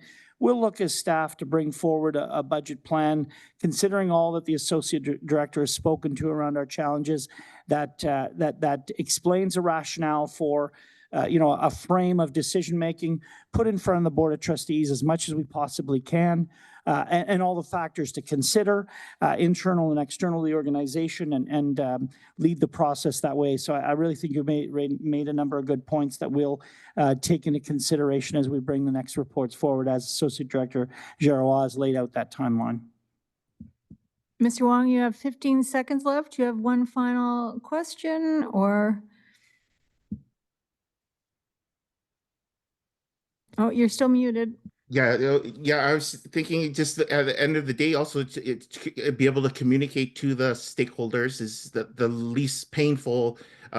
These are very difficult decisions, so to be able to communicate to the stakeholder groups is how it's the least painful of all, and also how these are opportunities at the same time to make the school a better place. Thank you, Mr. Wong. Mr. Glover. Thank you. And I've got two questions, Chair. First question would have to deal with the infrastructure. The school board's pretty big. You've got some areas where enrollment is booming, other areas where you have schools that are underutilized.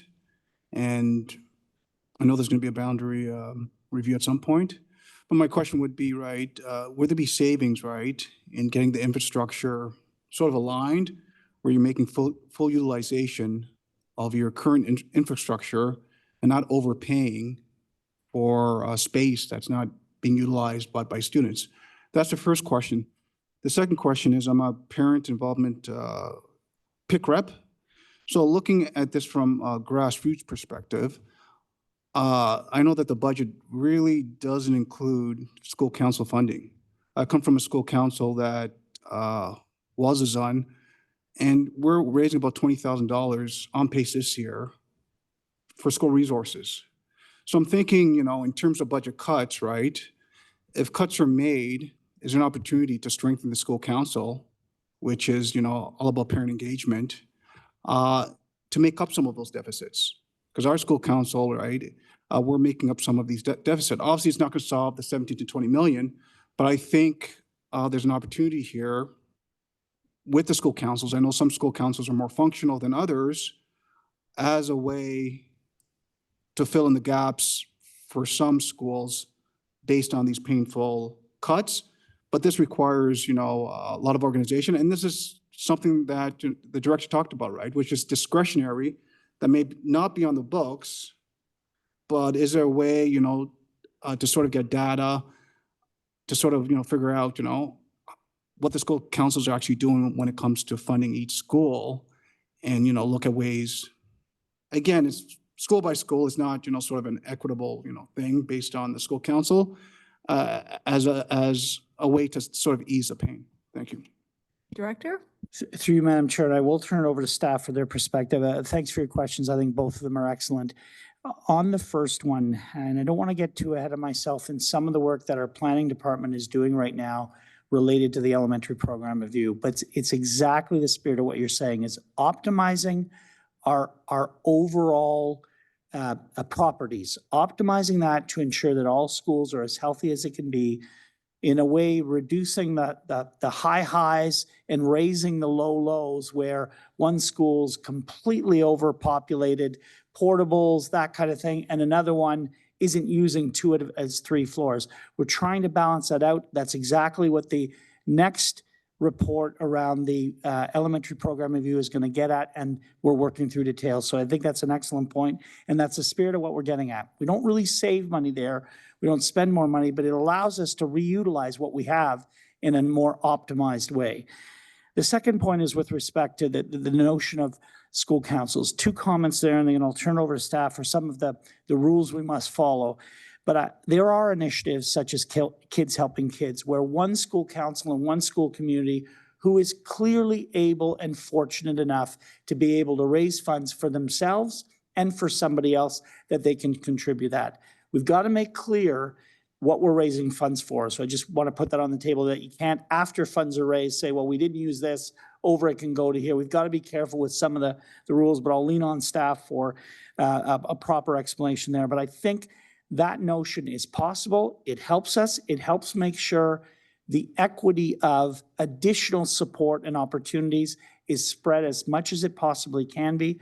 But the work done by school councils shouldn't replace, and this speaks to some of the comments from a number of trustees earlier, shouldn't replace the essential funding we need for public education. So again, we got to just balance that out. It can't become a substitute for that. So I'm all for it, within reason, for the right reasons, to enhance what we have, but we do have to advocate for additional funding in a number of areas. Some, as I said, we're doing fine. Others, we do need additional funding. I'll turn it over to staff because I know there are parts that I won't have covered. Through you, Chair. As our director mentioned, we cannot, we shouldn't, but we actually cannot do it through the Education Act. We are not allowed to use school council funds or any other education-based funds to supplement the classroom. And so while there is opportunity to leverage school councils to bring in money to help schools with non-school-based things, we can't use school council monies for things like books or any classroom necessities in an attempt to equalize education for everyone in the school system. Thank you. Do you have any other comments, Mr. Glover? Yeah, my only comment would be, I wouldn't see school councils as substituting for the budget. I'm just saying that they're there in certain schools to sort of ease the pain where there could be cuts. So I see the school council, as Anthony was saying, as a stakeholder, and there's other stakeholders, right? Sort of going forward, easing some of this pain. That's going to be pretty transparent if you're looking to save 17 to 20 million. I know it's complex. I know there's no easy answers. I was just saying that, again, there's some stakeholders in place which could sort of, partner with the school board and provide some services to fill in the gaps, but by no means replace the budget. I'm just saying sometimes you have to be innovative and think outside the box. Thank you, Mr. Glover. And Sorry, through you, Chair. I would like to say that our team is constantly working with school councils and with schools that may have more money than other schools. And we do actually really encourage schools that may have more opportunity to share that opportunity with other schools that may not have that. So I would absolutely encourage that. My team is constantly trying to help schools that may not have opportunity, and we often link them with school councils that have more availability of cash, or so of things that are available to them, sorry. So I think that's a great idea. thank you. So now we're going to our second round speakers. And first I have Trustee Kaplan-Murth. Thank you. Through you, Chair. I'm worried about what Director Buffon said in terms of going back to decisions that were made previously, particularly funding that isn't,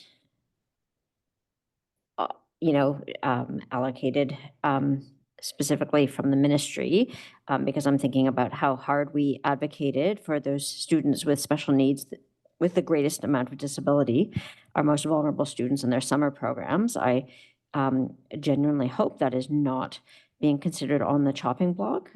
It would be disingenuous to consider cutting funding for special education when we are trying so hard to reassure the public that that special education is very much one of our priorities. I also wonder about, and my PhD is in anthropology, my medical degree is not business. I do not know if this is correct, but my understanding is that you said that we have a $1.1 billion budget and we have $4.2 million that we are in deficit this year. My understanding that's a 0.38% difference. Even if we look at the 11 million or whatever it is that we owe for the last few years, that's still a 1% difference. In the world of business, is it not reasonable to have a margin of error that would be, especially for something as complex as education, the most unpredictable and complex project that we're trying to sustain? Shouldn't we be arguing that that kind of variance is reasonable, and rather than using that as an excuse to cut programming, push back and say, we need 4.2 million is nothing in a $1.1 billion budget. So we shouldn't be using that as justification to cut essential programs or to put anything that is important, again, going back to our strategic planning, important in terms of learning, well-being, or social responsibility. Am I wrong? Can we not argue that this is an insubstantial amount of money in a $1.1 billion budget? Director? Trustee Kaplan-Murth on that 2 points, again, I'll turn to staff, but I do want to comment on the first one. I hope not to, that we don't have to put on the table in front of trustees decisions that we don't even feel good about. The point I'm trying to make to the Board of Trustees is that we need to bring to your attention, especially the areas where we're not receiving a dime from the ministry. You need to take that into account, because if you make a decision not to touch that, you are touching something else. And I fully support what you're saying. We as staff want to support our students. With respect to the variance, and I don't know if the percentages are accurate, but I think we have to be careful that we don't project an image that the budgetary funding is real close to being perfect. And if we just got the extra 0.38, we'd be good. There are areas we feel we're significantly underfunded. Special education is one of them. And that's ties to the first point that you made, and I'm replying to you that we don't want to bring anything on the table, but we need to, and we need to make you aware when that's the case. There are other areas where we think the funding allocation is reasonable. We can manage it. Would be great if it was more, but that's where the budget's complicated. There are areas where we feel transportation, special education, they reflect the advocacy papers we did of past school years, last year in particular, that there are some real deltas that we need to address. So I appreciate the point you're making. In a $1.1 million budget, we know that 4.2 million is significant, but in the balance, it's only a small portion of that. But a lot of the monies we have are locked in, and so I'll turn it to staff for a comment. I don't know if the numbers work out. I just want to be careful that we've got some advocacy to do, but we also have some areas where we need to make tough decisions. We need to really organize ourselves in an optimal way. Through you, Chair, I have a bunch of comments to those comments, but we're like a business in the sense that we actually have cash flow, and when we are in a deficit position, we actually could impact our board's ability to make payment on our staff, payroll, all kinds of different things. So I guess I would liken it to your home budget, right? If you don't have an overdraft on your bank account when you go to tap, 38 cents means the transaction doesn't go through, right? Even though it might be on a $100 transaction, you have $98 in the bank. So the fact that we don't have an accumulated reserve and the fact that we are always bouncing on the wrong side of that equation is what's putting us in the position that we're in now.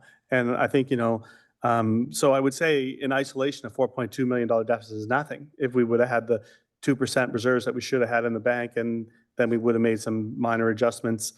I think the realistic situation that we have here within OCDSB is that we've been investing in things that we haven't had the money for well, I don't want to say a decade, but a long time. And it's coming to a situation now where we have to realign our expenses and revenues to what we're receiving from the ministry. And I mentioned there will be some areas that we will want to subsidize.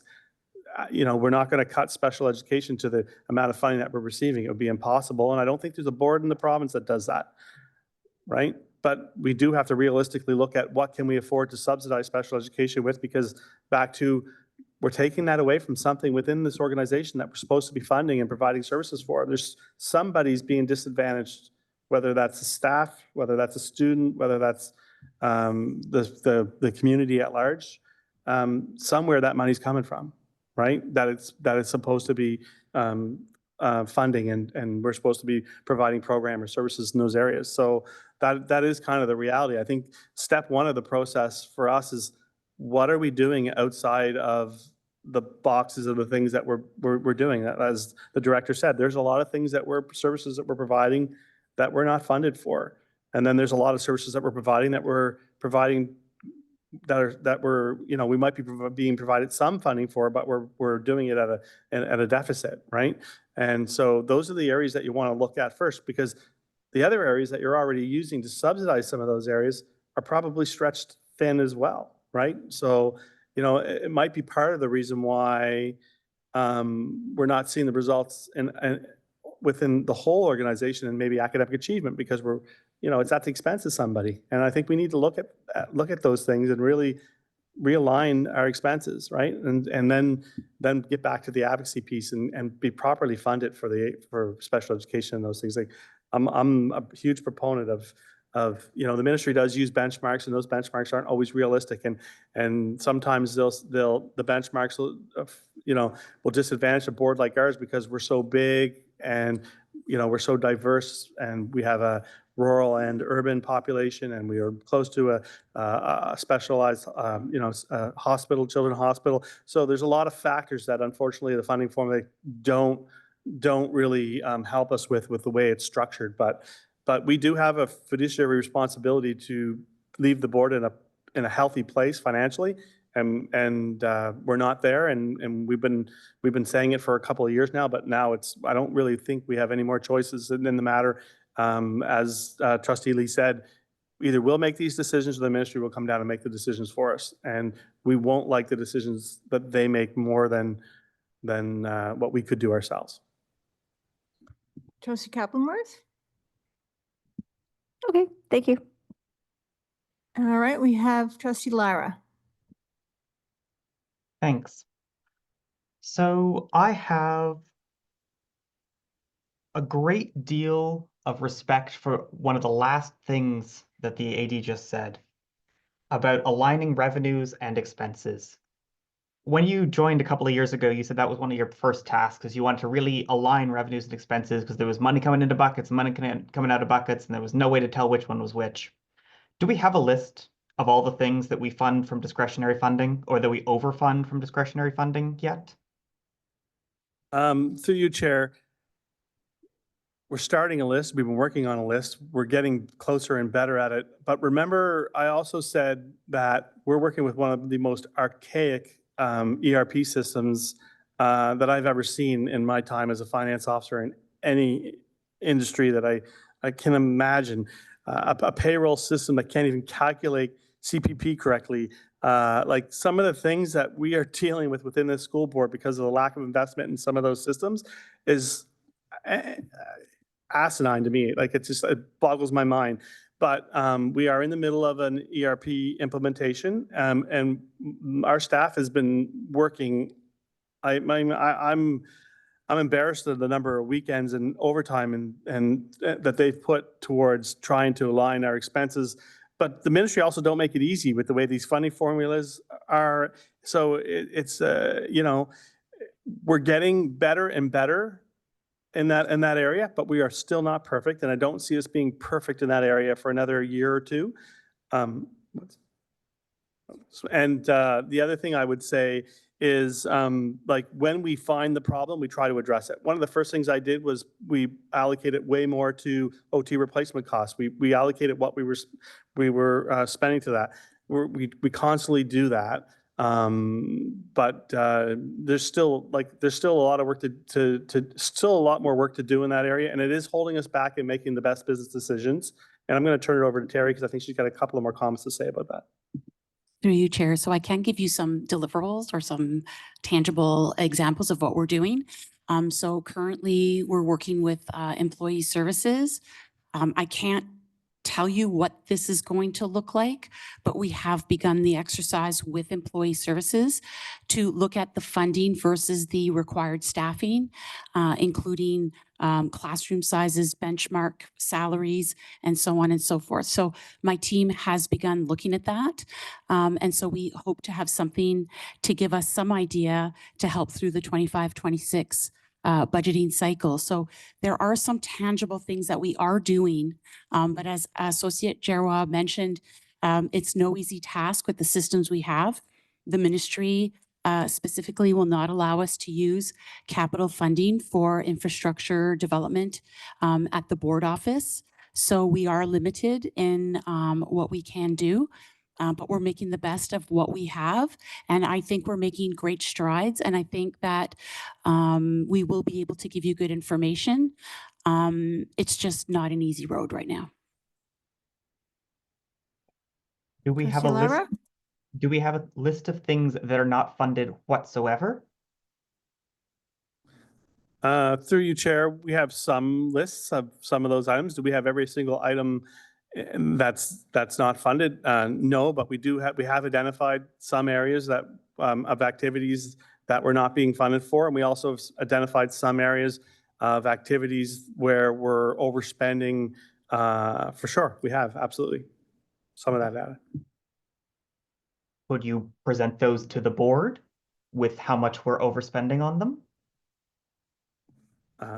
Through you, Chair, I think we can present some of those areas that we're overspending. It'll probably be part of the budgeting process. It would be part of, like I said, it's the first areas that we're targeting for reduction. Director? Through you, Madam Chair, to Trustee Lyra, you will be well aware of those items. They are brought forward each and every year. You're not going to see a list that'll surprise you, shock you, startle you.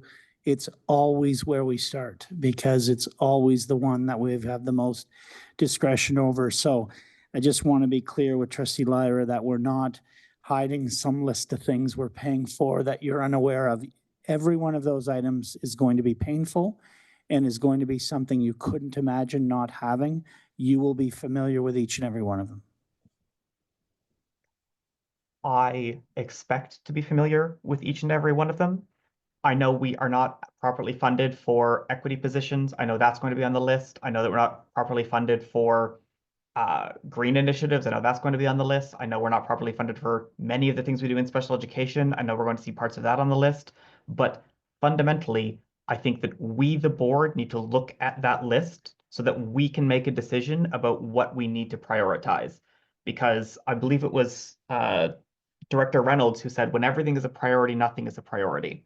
And we cannot say we prioritize the environment and we prioritize special education and we prioritize equity positions, because at that point we the board have said we prioritize everything, and then we hand it off to staff to try and decide what they think our priorities are, and then they have to make recommendations on the cuts based on that. I don't think it's fair to staff to not give them any kind of direction, and so I think that staff need to bring us a list of all the things that they could cut, and we're going to have to do the unpalatable thing and make some decisions. I don't think getting handed a list of here's the 20 million you need to cut, I'm sorry, is making a decision. And I don't think it's fair to our staff to make them make those decisions and then hand us something that is politically convenient that we can just say staff recommended it, so we did it. That's all. Got it, Trustee Lyra? Okay, thank you. Do we have any other speakers? Stephen, go ahead. Yeah, I think for me, I mean, we talk about the pain of making these decisions. The pain really is when you think of $3 billion being sent out in $200 increments. If you take that $3 billion and you divide it by 76, you've got $40 million for every board, extra $40 million for every board in this province. That's painful to think, especially when you think of, you know, that this is the narrative here. Underfunding special education leads to increased dysregulation and violence in the classroom, which leads to increased staff replacement costs. These were the things that we brought up that are the biggest items for us. It's painful to think, and then think about what those students who don't see themselves reflected in the classroom, the costs to those students in their lifetime, the costs that the institutions will bear, if they can, to support those students and families. That's what we're really talking about here. That's the pain. Like, I can go home to a warm house at night and I can have a good meal and a bed to sleep in, and I can go on vacations. That's not the future that many, many children are going to have. And that's the real pain. That's the real deficit. If you want to look at surpluses and deficits in terms of government, well, you can take governments that have surpluses tend to download those deficits onto the people and onto our most vulnerable, children and the elderly. And I've seen it with my own mother. It is disgusting. And so, again, I can't be complicit in that. I have to speak to people about that. And again, I want to thank Trustee Scott for stating those things on the radio today. And I think it's a discussion that we're going to have to dig deep into over the next 4 weeks, because it's so important. But that's the pain. I'm not feeling that pain, but I'm seeing it in the students and in the staff that have to try to meet the needs of those students. Every day they feel unfulfilled. So this is, for me, what is number one. We talk about crunching these numbers, but we know that there's $40 million that could be given to the 76 boards individually. But instead, this government has decided to give away $200 checks, one-time investments in people. And some of them are going, yeah, great, I can get my groceries this week. But that's the end of it. Nothing else. Thank you. Thank you. Is there any other speakers then? So we're moving on to number 7 in the agenda, new business information and inquiries. Is there any new business? Oh, my apologies, Mr. Wong. Did you want to speak again? Am I, hold up. We're having trouble hearing you, Mr. Wong. Can you speak up a little louder? Yes, through you, the chairs. Yeah, I through you, the chair. I believe it's important there to advocate on these issues of funding, and at the end of the day, on how important it is to to also make a choice of when choosing an electoral representative at the provincial level of who's going to support these to make sure there's funding for the educational needs of the students and for the school boards to choose carefully for which electoral representatives that we're going to have moving forward for the school boards and for the students. Thank you, Mr. Wong. Is that it then? Yes. Thank you. So now we'll move on to number 7 on the agenda, new business information. Is there any new business? I'm seeing none. I now declare this meeting adjourned.